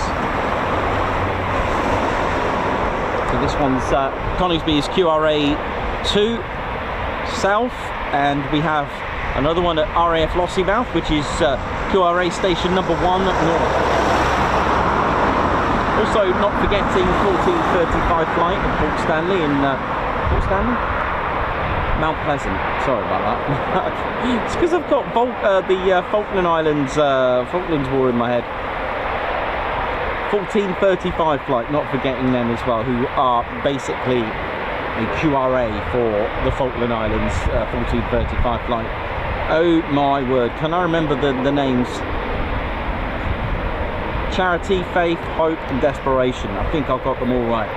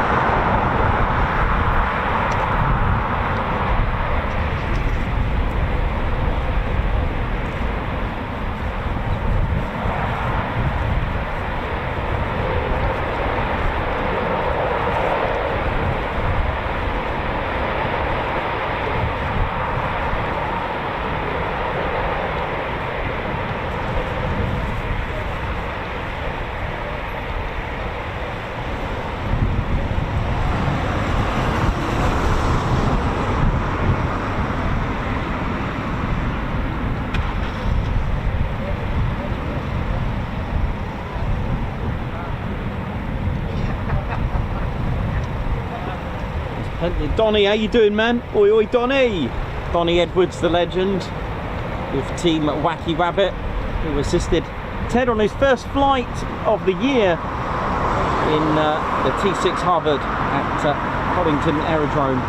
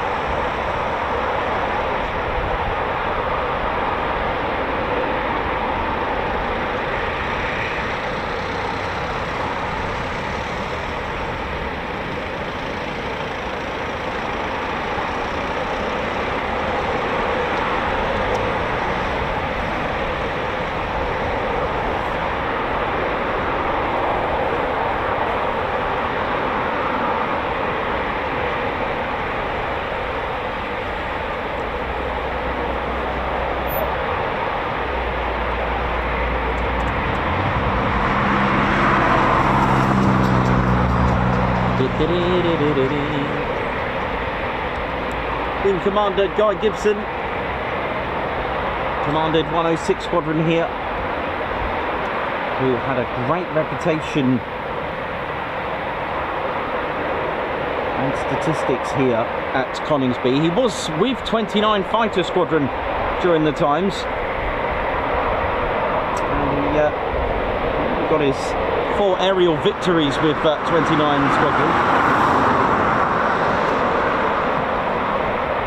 Now, Coningsby was Bomber County, so it never actually had any Spitfires or Hurricanes as such here. It was bombers,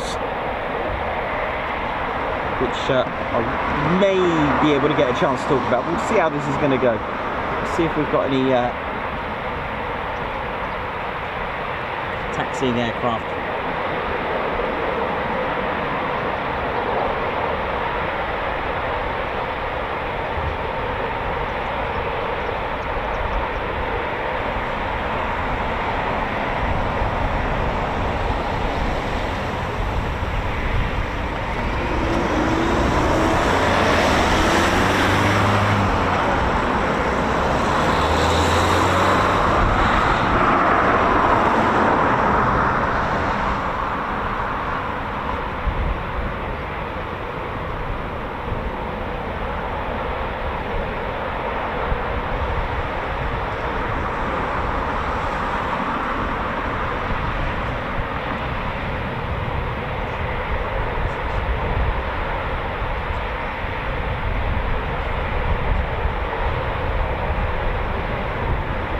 So it's an extremely lovely warm day with a little bit of an easterly breeze giving us 07 departures.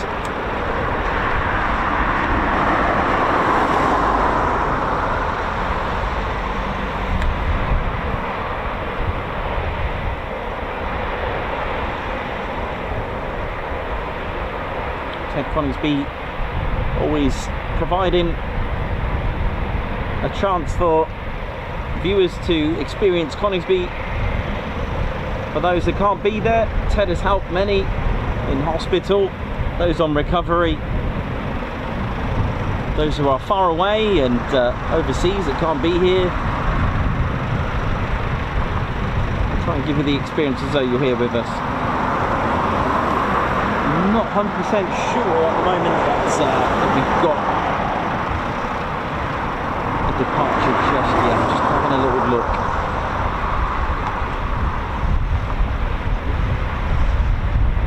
Okay, and for those who are tuned in regularly, I'll give you a little Q&A to do before I go into the history.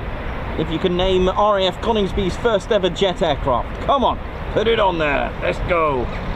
So those that are big fans of the channel will definitely know the answer.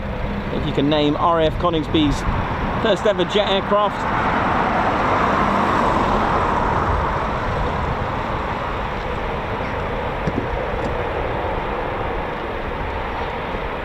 Nat Sav, how you doing? Hope you're good. Ian McRobert, Ann Cox, how you doing? Christine Barnes, Paul Mayers, hope you're good. Doctor, how you doing? Daniel, hope you're good, man.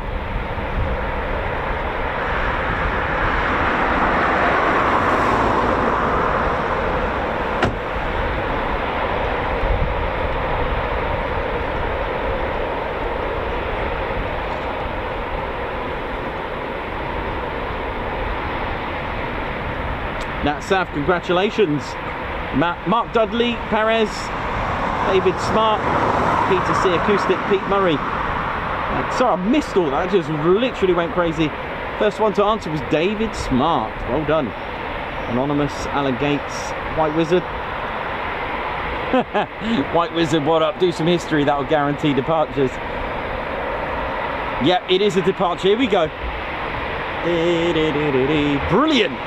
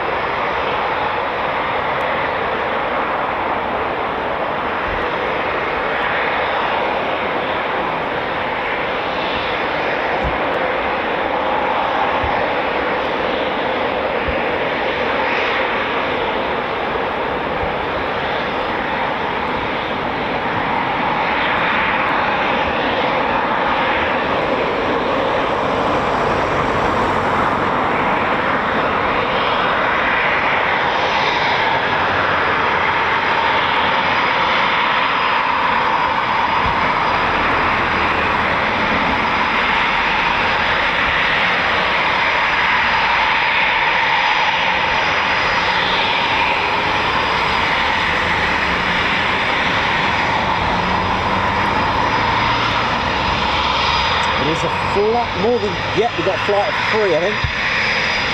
Looks like 12 Squadron.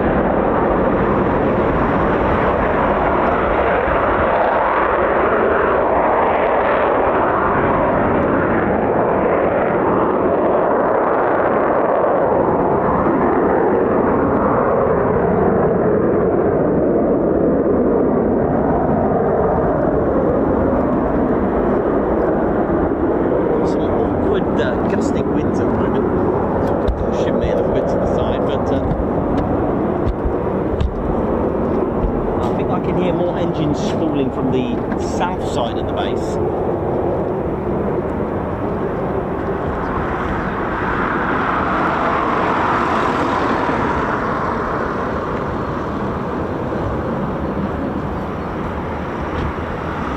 Forget to treat yourself on pay weekend. Pay week, actually saying that. Well, it could be pay weekend or pay week. Get to visit tedconingsby.co.uk and treat yourself to official Ted Coningsby merchandise, another way to support and show your support to the channel as well. And of course, we've still got tickets left for our end of year party. November the 30th is the date. Venue, the Petwood in Woodhall Spa. We've still got around 40 tickets left to go. And we'll put a little advert on later. Or unless Spanner Flight have got the link, thank you very much. And, tickets include a buffet with that as well.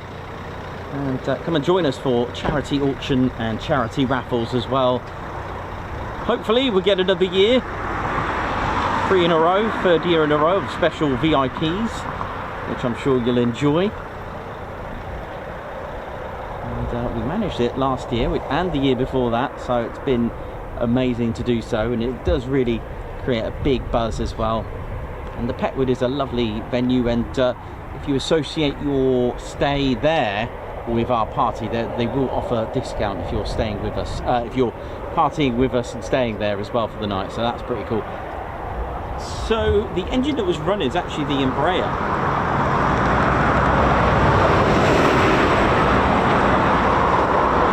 Sure, I can still hear it booming.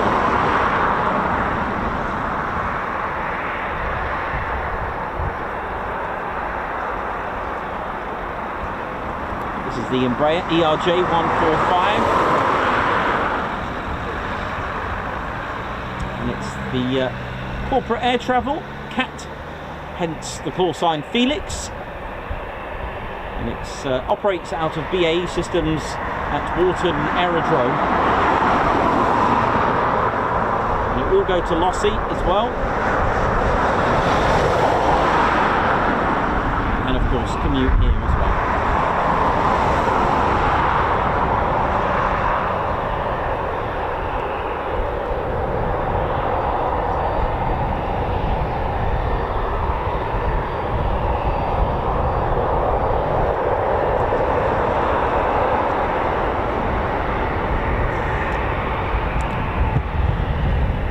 One of our shirts. Cool.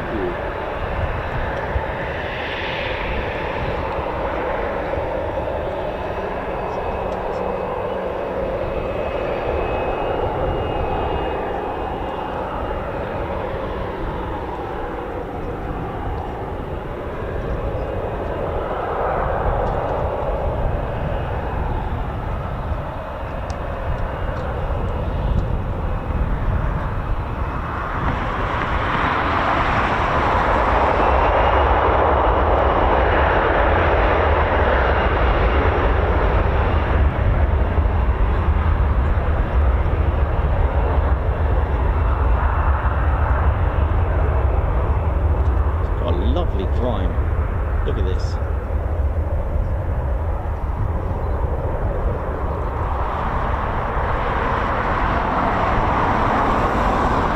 bit of crosswind going on. There's got a little kick to it, that crosswind today. Smashing me from right to left. So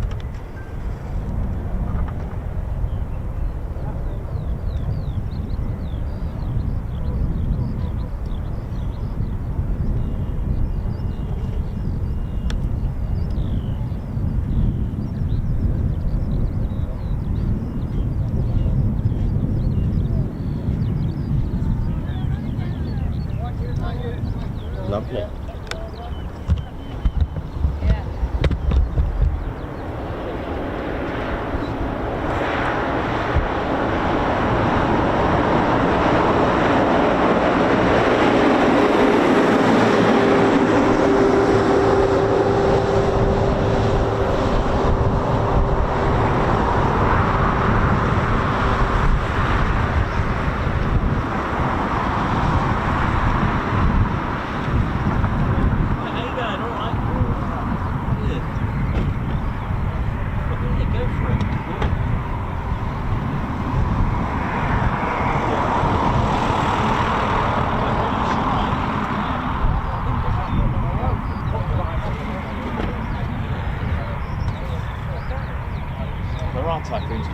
Yeah, there's more. More coming out. Over the top. There we go. I thought I could hear something. Here we go, so the south side of the base.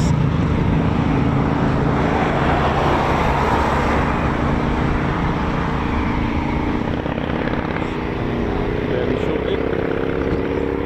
Welcome to our 10th afternoon tea session. Enjoy tea. Afternoon tea with your Typhoons. Very nice.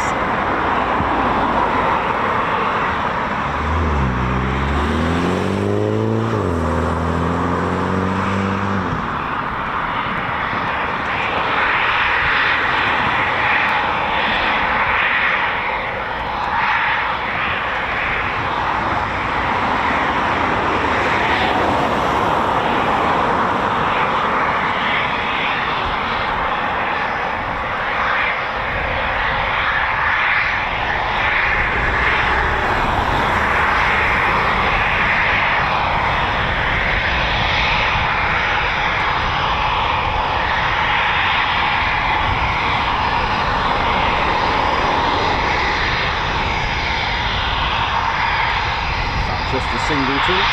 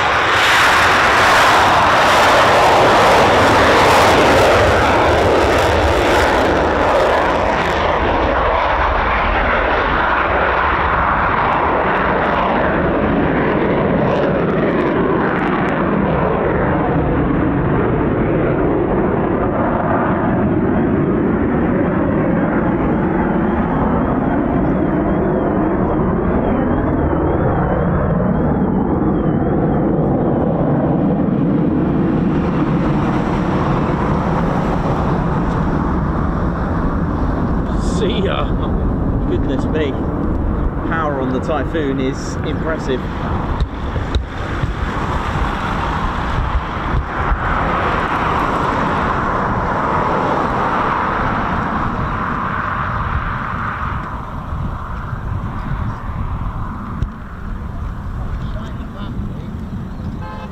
Nice to see the reheats on the Typhoon.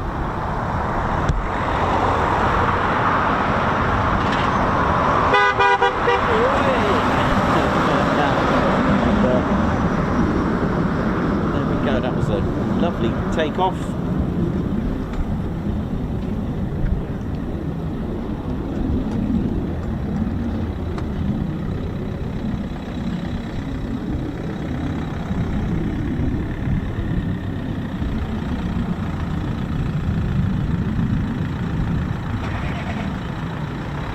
Well, I hope you're enjoying this little afternoon tea session.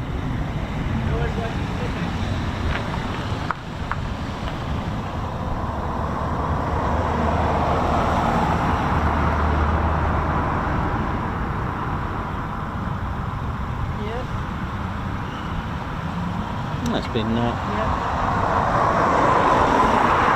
been good, especially with Nave's display. That's what it was all about, really, wasn't it?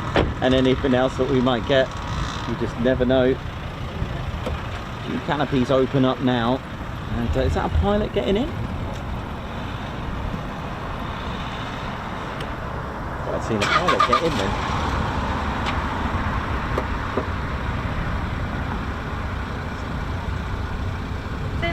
Oh yeah, take care, bye now. That looks like a pilot to me. Oh yeah. Yeah, we should be getting more departures very shortly as well. Nice.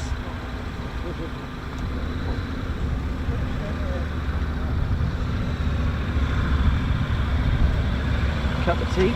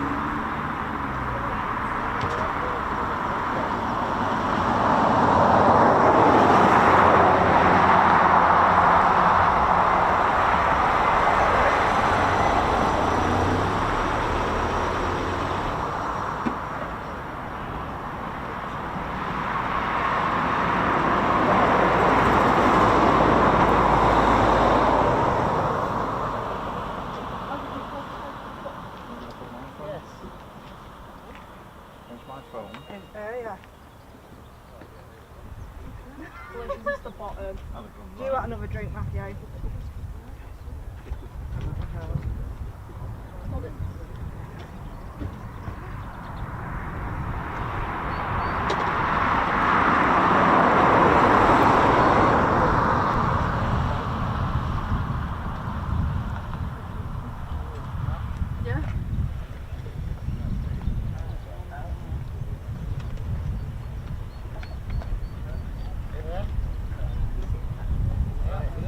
Yeah.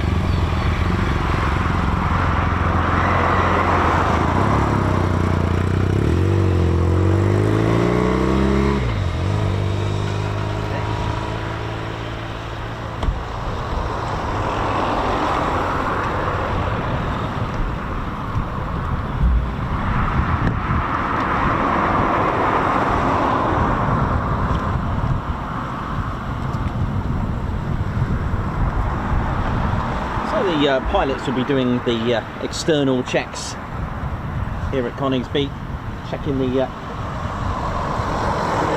pylons, ordnance drop tanks, the canards, or the foreplanes as the Typhoon has, the wings, back of the nozzles, any loose ordnance, any leaks. They do a visual inspection of the outside of the aircraft, and then once in, they will remove the heads-up display, check behind the seat, check the ejection seat. We'll also check for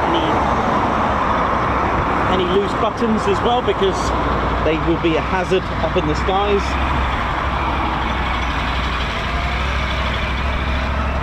And I've had a look at the Typhoon pre-start checklist. It's a lot, but there we go.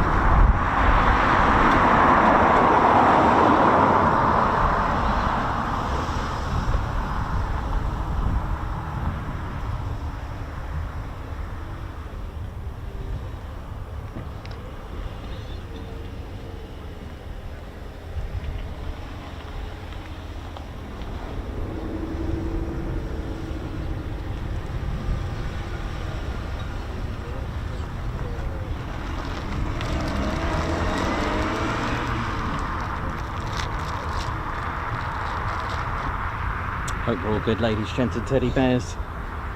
So, see the head-up display has the cover's been removed.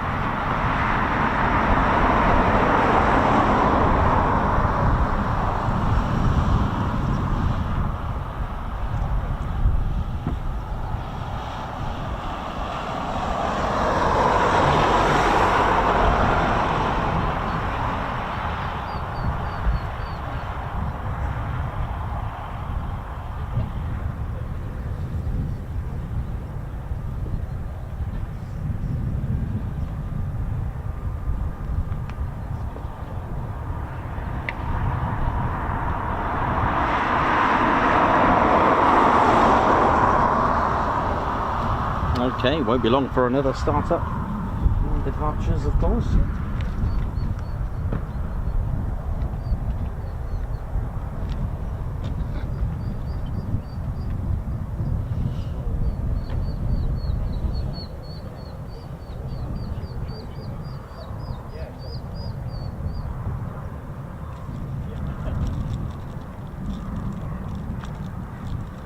Here we go.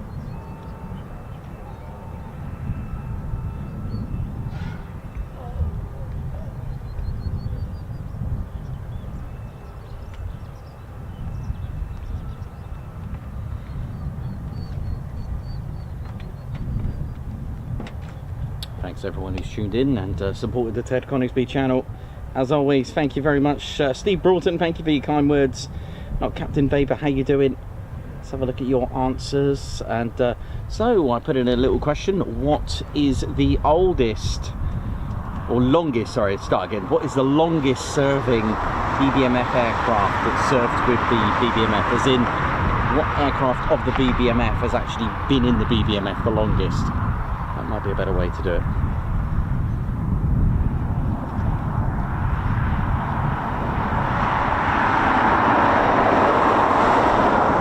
Synchrotones, how you doing? Hope you're good.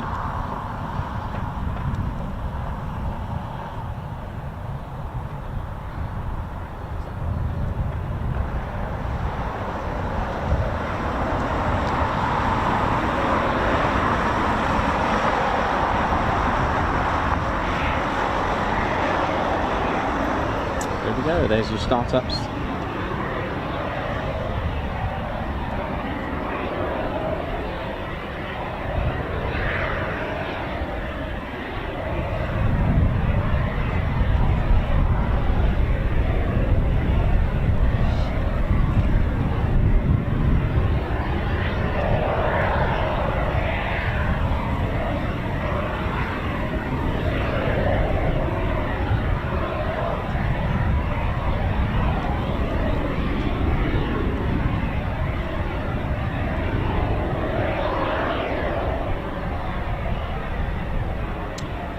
You'll need serial number to answer the question.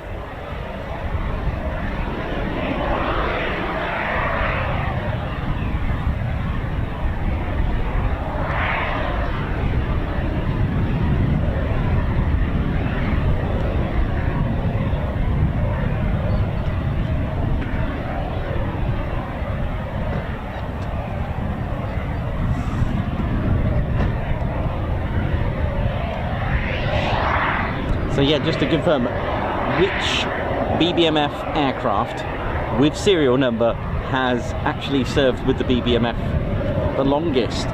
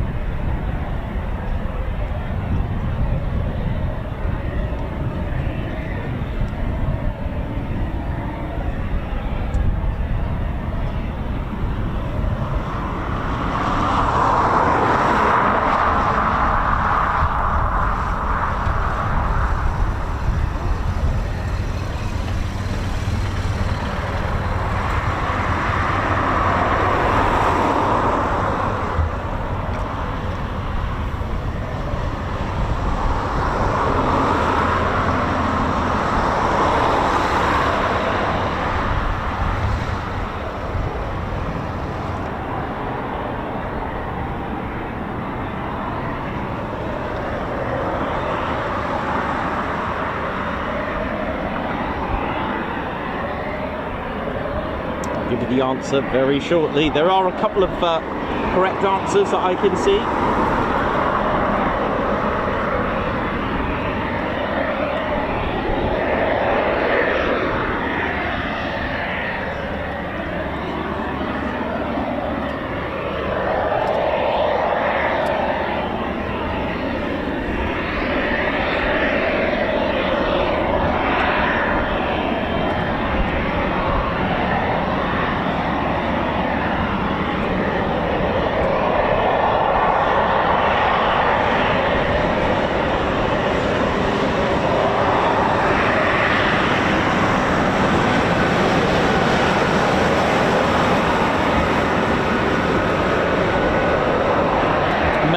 So it's Spitfire PR Mark 19 PM 631.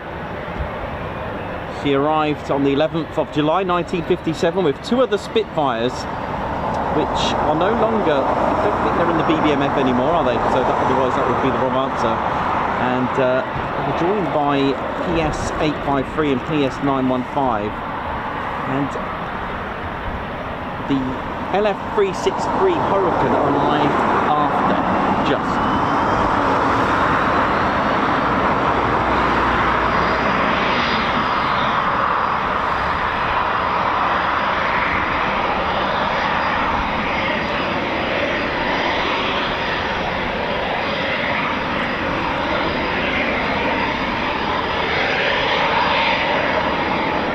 Lots of startups.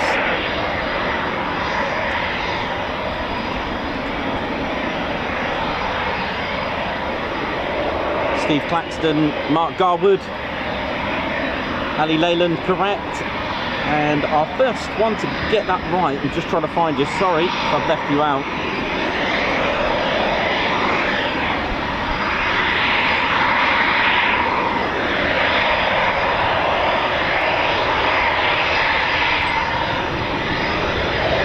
Rob Kennard, well done man, he was the first one to get it.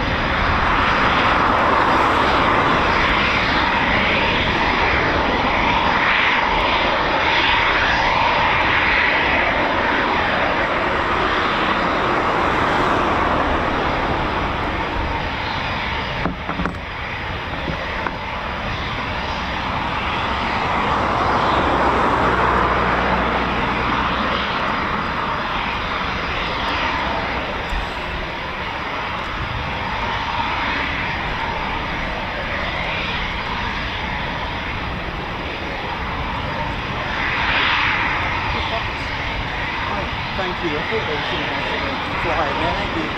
Thanks for that.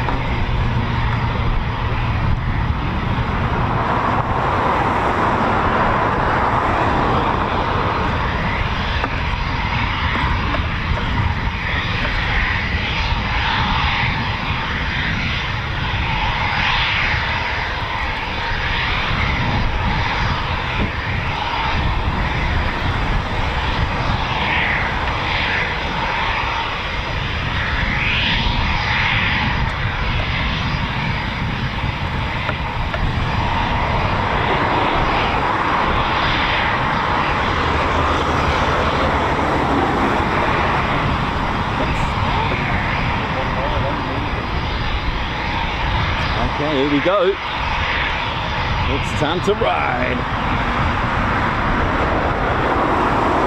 That's a really, really strong blast of wind just then. It's quite horrible.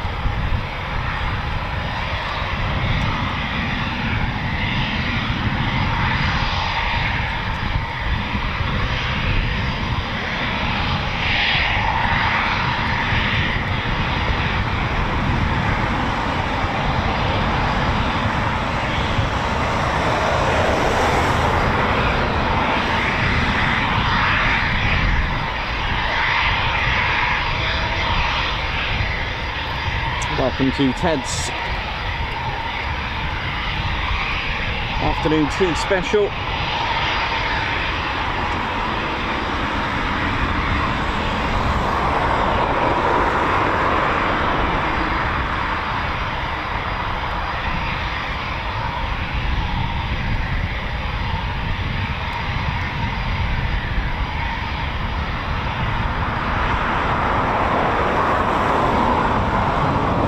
Nice one, Lord Denver's just booked tickets to the Ted Coningsby party, thank you very much.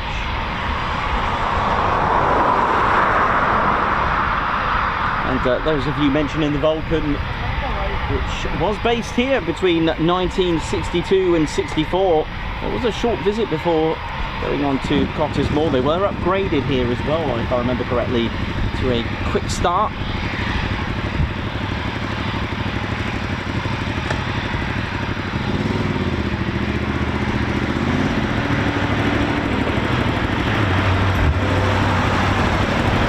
There is another runway. Hang on a minute, we've got 3 runway caravans. Is this the new one? Hang on. This is going to be cool. Right, hang on. So I thought we said always look for the runway caravan. I'm just going to quickly show you. Look, there's number 1. This runway caravan number 1. One of them is broken. Well, that didn't smell very good. There's the second one. And the third one has just gone past. So we now have 3 runway caravans on so I believe one of them's broken. I'm not sure which one it is, but smoke a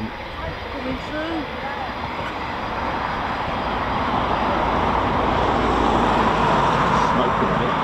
There's the other one.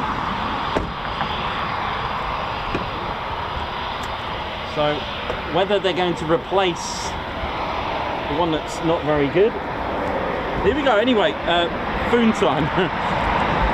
See, it's actually extremely difficult to work out if you're new to this, which runway is in use, especially when the wind is right in the middle, crosswind that I'm getting at the moment. Oh, that was smoking a lot, that runway caravan. Hope that one's alright. My guess, it's only a guess, I'm guessing that one of them is not working and it's stuck there, so they're going to, but then I thought they would just throw it away, so I don't really know. I don't know where the third one's going. We now have 3.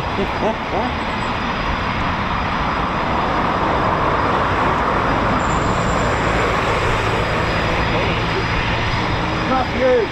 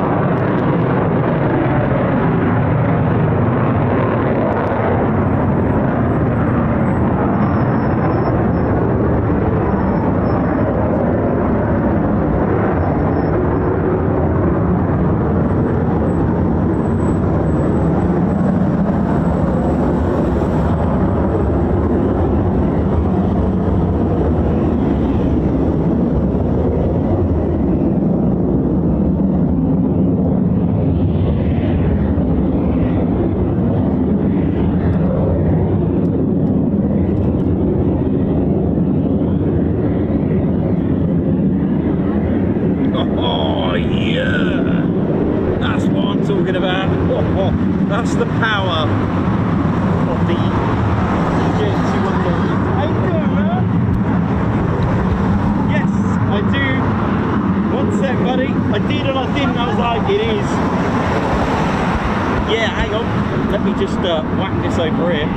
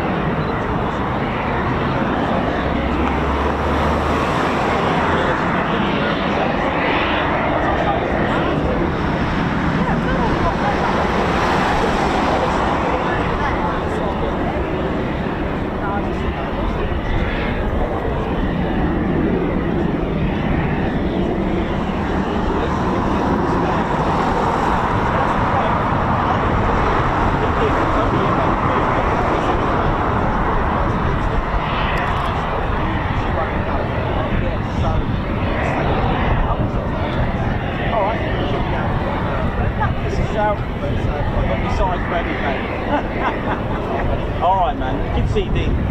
Thanks, man. Just had to speak to Ted Squadron 29, just there for a minute.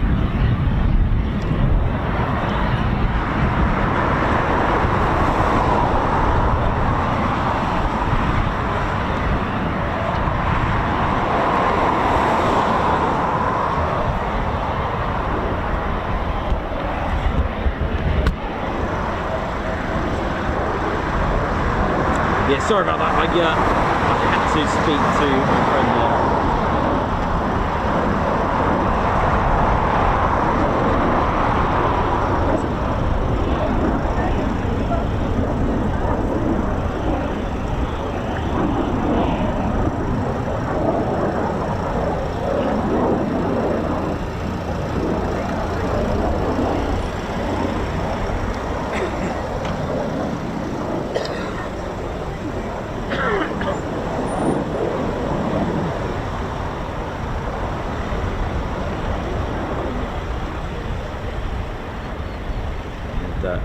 Himself and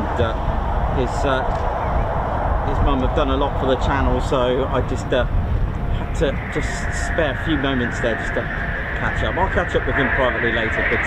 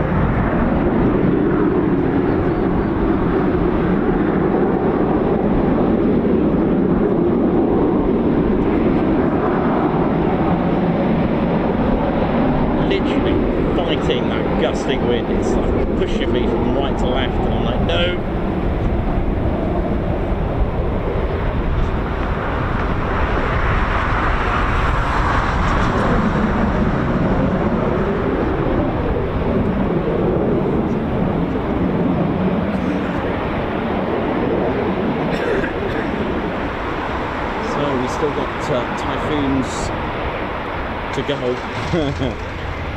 Still got Foons to go.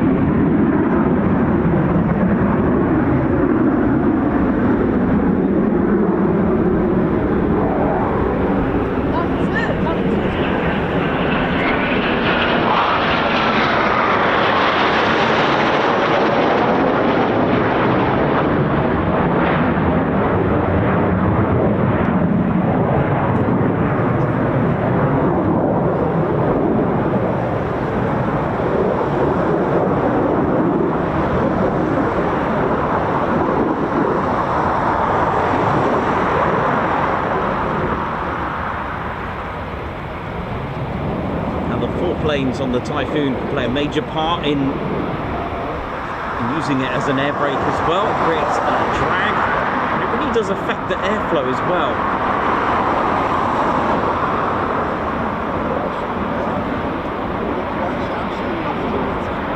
If you imagine it as a little wing, a couple of wings at the front before the main airfoil, how it would affect. Very good stuff. The Typhoon's 4 planes, they do work simultaneously. They don't work individually like canards.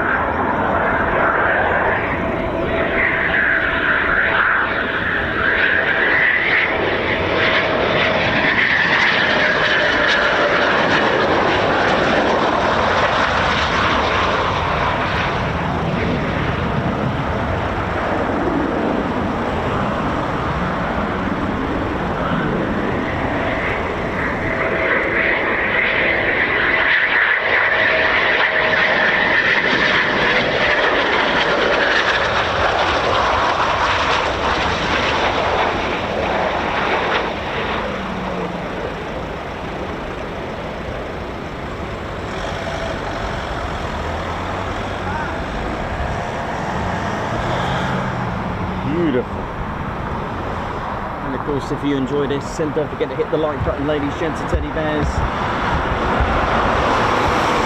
Coningsby channel. Nah, it is. Just trying to see what else we've got. So I kind of boom spooling at the main ASP, so it won't be too long for them to start rolling.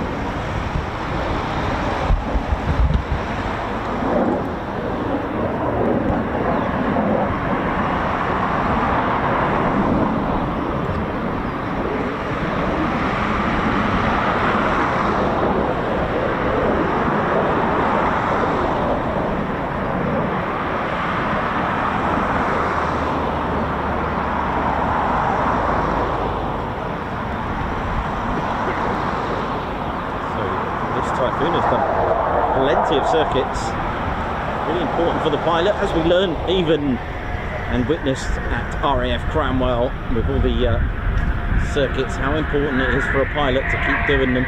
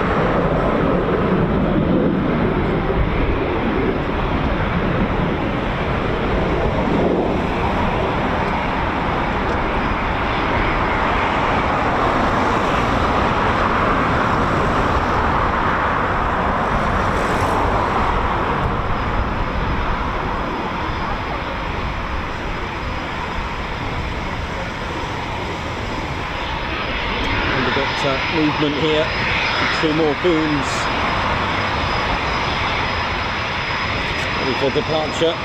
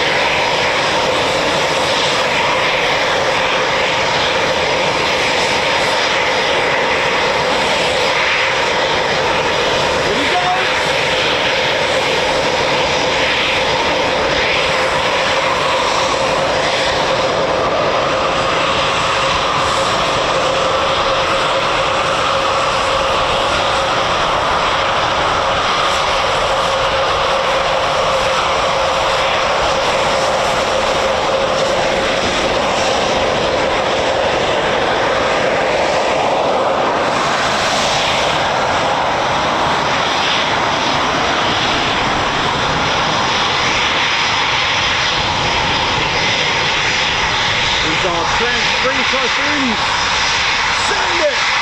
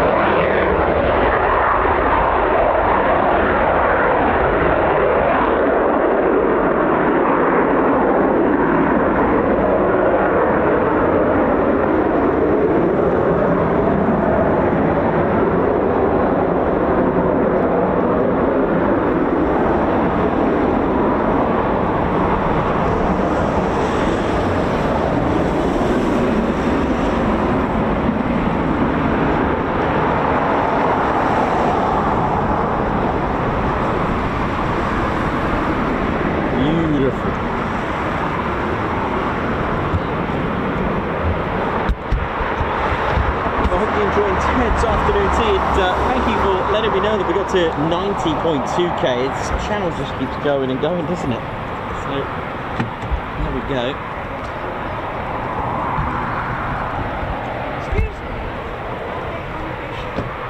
It's all training. It's all training, nothing to worry about. I wouldn't be here if they were doing something. I would be gone. I don't know that. I don't know. It depends what they're doing, but usually about an hour to an hour and a half, maybe. Sometimes longer, sometimes shorter. I don't know. Probably 10 o'clock, 11 o'clock, maybe. All right, cool. Well, that's a good place to watch them. Yeah, it's good there. Good place. Enjoy. Yeah, they'll be doing again all week, apart from Friday. Just watch your back, dude. Yeah. All right, no worries.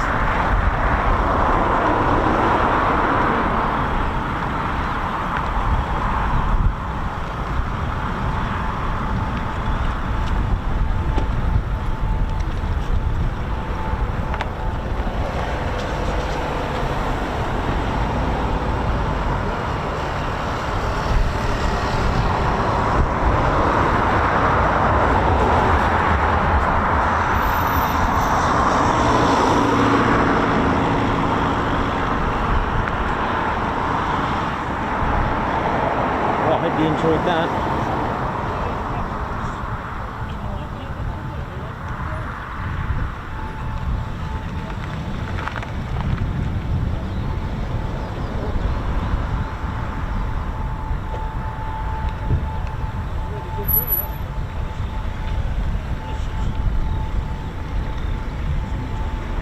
Okay, we've got an incoming Typhoon just now before we finish up for the day. Everyone's leaving happy, look. Yeah, I love that.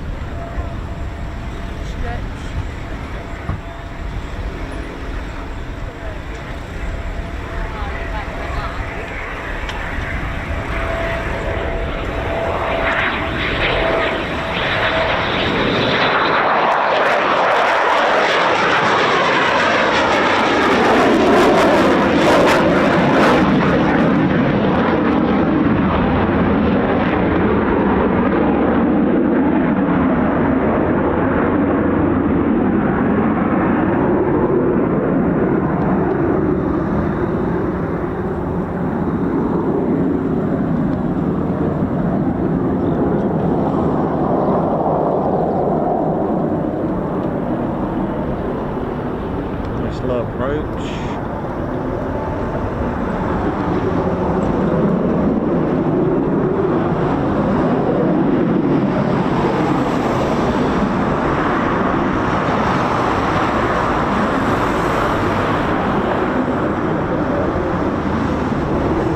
Oh, hello.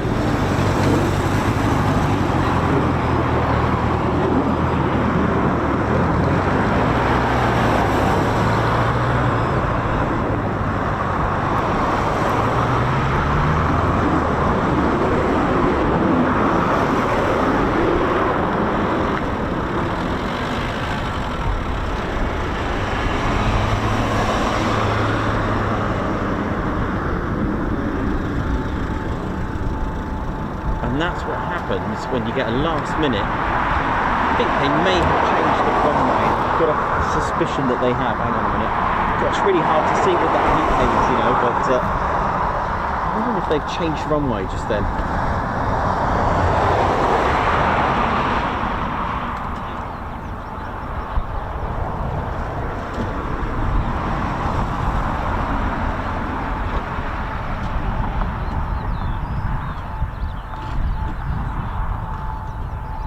That was a cool little turn, wasn't it?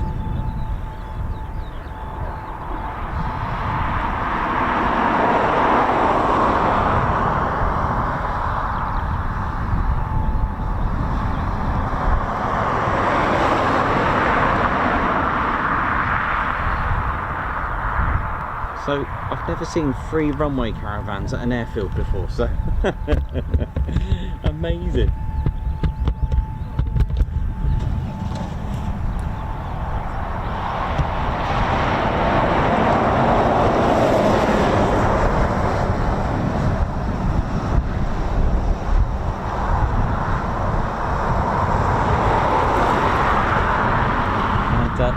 informed. Thanks, Igan. How you doing?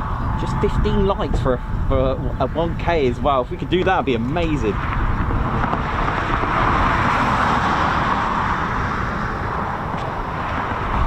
So welcome to Ted's afternoon tea session. So we are due to finish very shortly. And I hope you've enjoyed the afternoon tea sesh.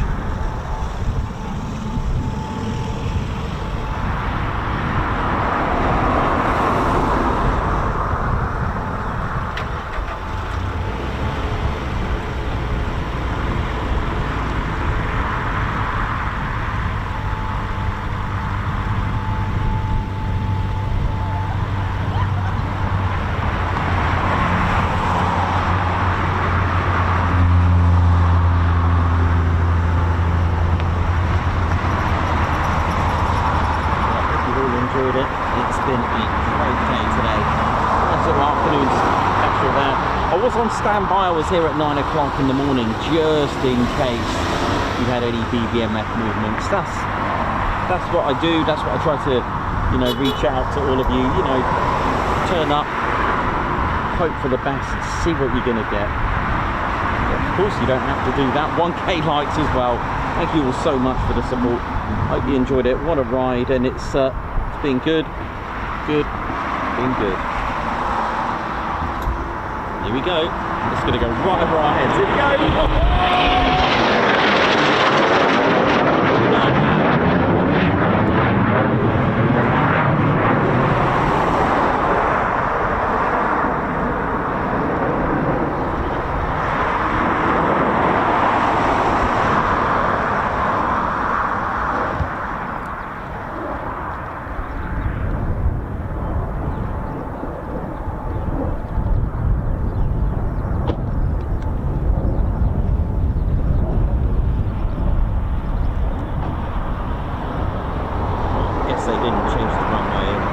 Thanks everyone for the support. Thanks all of you that have smashed that like button. Help us get to 1,000K. 1,000K? 1,000 likes on this lovely afternoon tea sesh. I might have to make that a thing. You have to watch the stream with a cup of tea. Of course, if you don't do tea, have a coffee.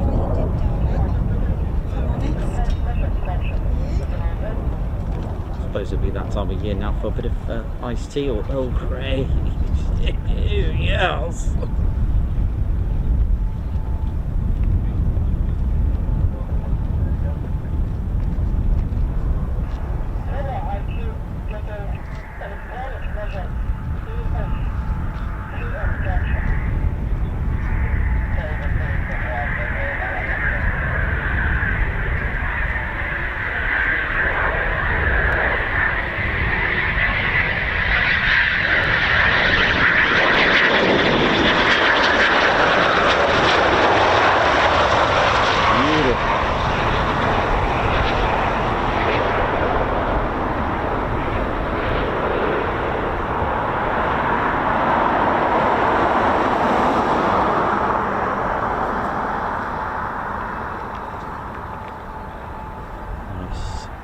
Braking there. Should be one more nearby. Hang on, let me just check.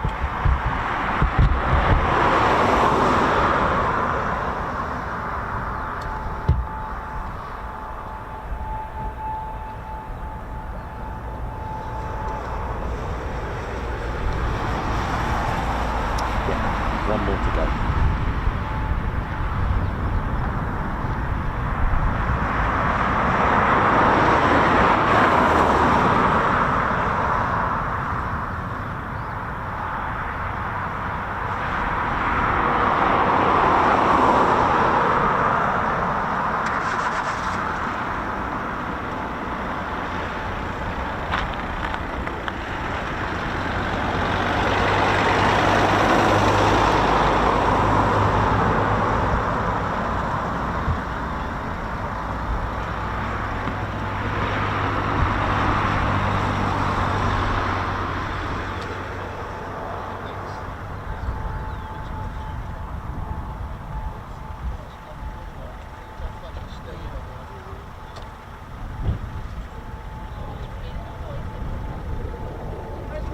Hey, how you going? All right, yeah?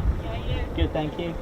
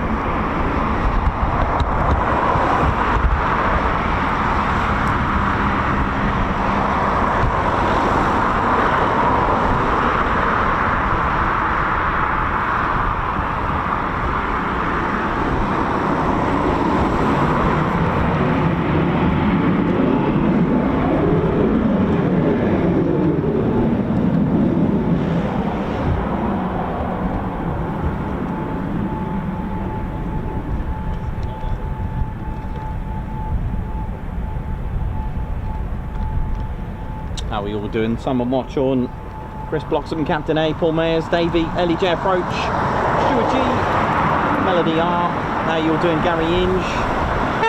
Oi, oi, oi. Nice one. Big shout out to Ball Trans Limited. You know how it is. Claire Bear's on here as well. Oi, oi.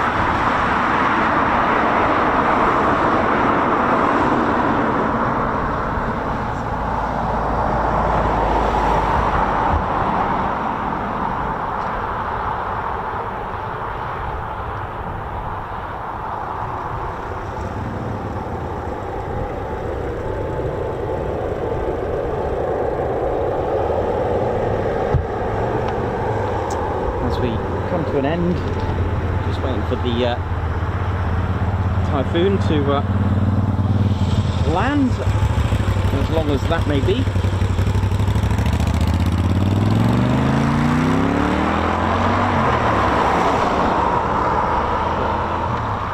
Mundo, well done. Thank you for being a member with us for 15 months as well. Guards March. Oh, yeah. And, Tom, welcome to the TCS Posh Officers Club. Guards March for you. High five. Thank you. Fred Vernals, who's been with us as a member for 26 months. Thanks for the great military shows. You're welcome. Guards March. Jack Rolls Aviation, celebrating 8 months. Good afternoon. Oi, Guards March to you. Eagle 74, 13 months membership. Been an awesome time here. Glad you enjoyed it with us. Thank you very much. Jack Rolls Aviation, a Guards March. Thank you for the super chat. Nicholson Ted, keep this up and stay safe in this heat, bro. Just a little something to get a Costa or a beer on me. That's very kind of you. Thank you very much. Both sound good. And Anne Cox, oi, good to see you. Ian Nikos and Ted, oi. Thanks a lot. And for the super chat, Guards March. Guards March for Mark F, member for 21 months. Who's but oi, good afternoon, Nikos, Ted, Spanner Flight, and everyone else. Thank you very much. Guards March for Rob Kennard. Super chat incoming for teas and cakes. Guards March for Rob Kennard. Hey, Stevie Boy, high five. Thank you for gifting a Ted Coningsby membership. Nice one. And Margot, thank you very much for the super sticker. Guards March. The wind's just picking up a bit there now, Ted, isn't it? Synchrotone salmon sorbet for Ted and chicken cornetto for Reggie. Thank you very much, Guards March. And Richard Brown, wow, what a milestone. High five, man. Well done. Who's been with us now 2 years now, 24-month milestone, fantastic months watching and supporting the mighty TCS. Thanks Nicholas, Claire and Ted for all the continued hard work, onwards and upwards. Thanks very much, man, in regards to you and the family, Ollie and Julie, watching probably from Egypt. Paul Briggs, high five, thank you for gifting a Ted Coningsby membership, Guards March. Synchrotones, thanks for that. Simon Watchorn, high five and a Guards March. Thank you for gifting a Ted Coningsby membership. Seattle Coffee, oi Nikos, keep doing what you're doing. Thank you very much for your 4-month service. Oh, he's off.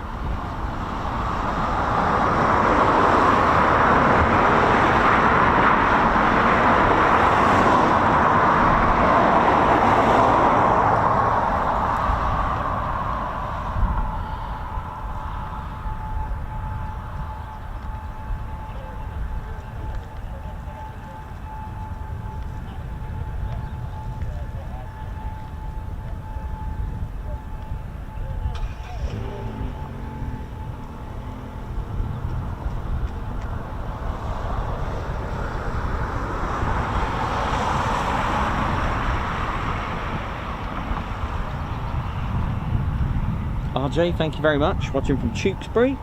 Nice.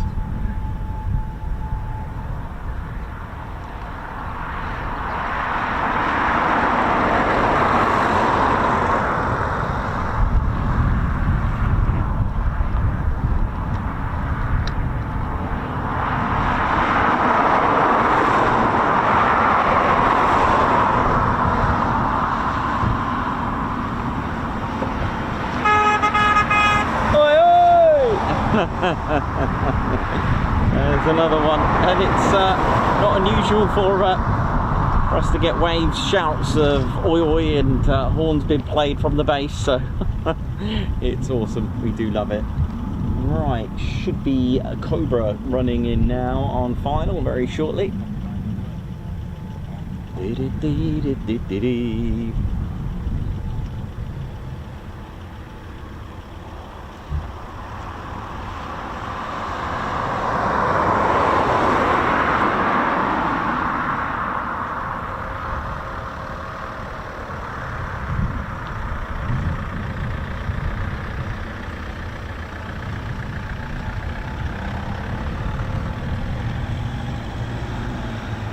Thanks everyone for supporting the channel. It's been absolutely incredible with your support. 90.2k, 100k is not far away, but one step at a time, one step at a time. I'm not even thinking about it just yet. I'll wait.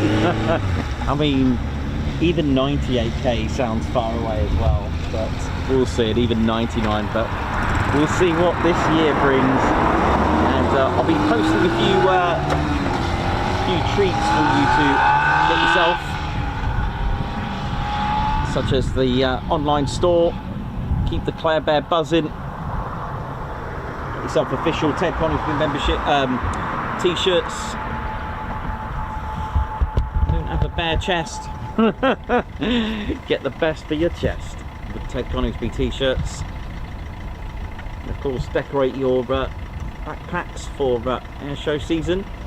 We do have a range of a couple of well, technically free baseball hats now. Key tags, key rings, a massive range of t-shirts.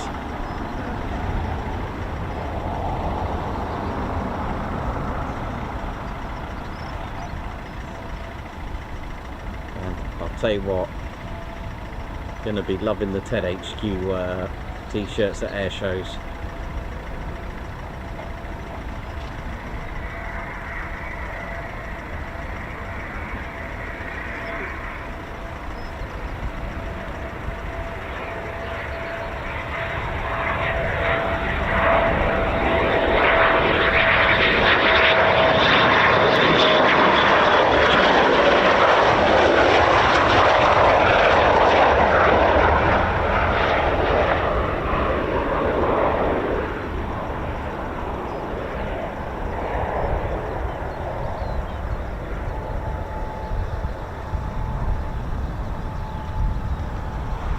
Beautiful. Well, that's our afternoon tea session right there. Just had a couple, I think we've got another guards march for someone.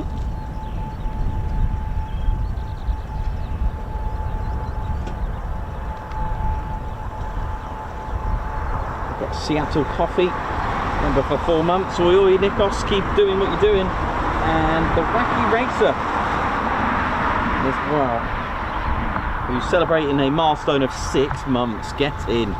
Nice one. Thank you very much. So that's Wacky Racer, 6 months with us. Epic stream as always. Thank you very much. Seattle Coffee, 4 months. Or you keep Nikos, keep doing what you're doing. Thank you so much for that. That means a lot. See ya. Right, ladies, gents, and teddy bears. Well, hope you enjoyed our afternoon tea session. Ah, yeah. Don't worry, I do saturate the screen. I'm not that tanned on here, by the way. Look how green that looks. I do saturate the colours to make them a bit more pungent.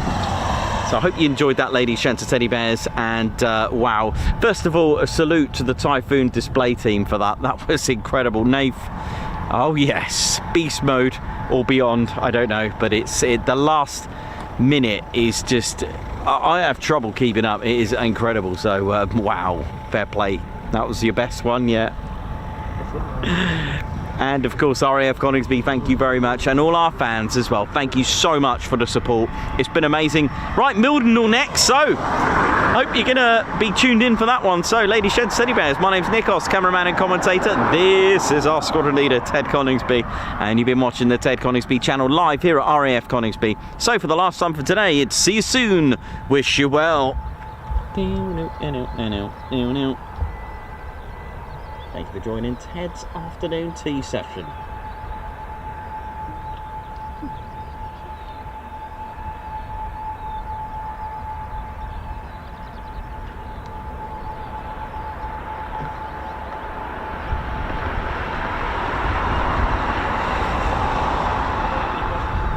For me, buddy,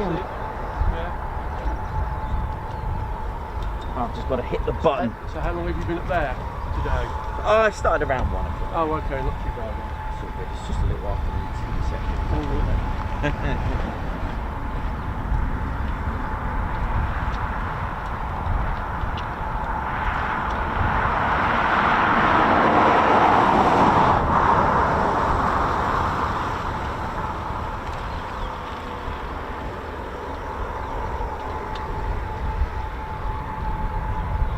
Golf India, Brian 71, and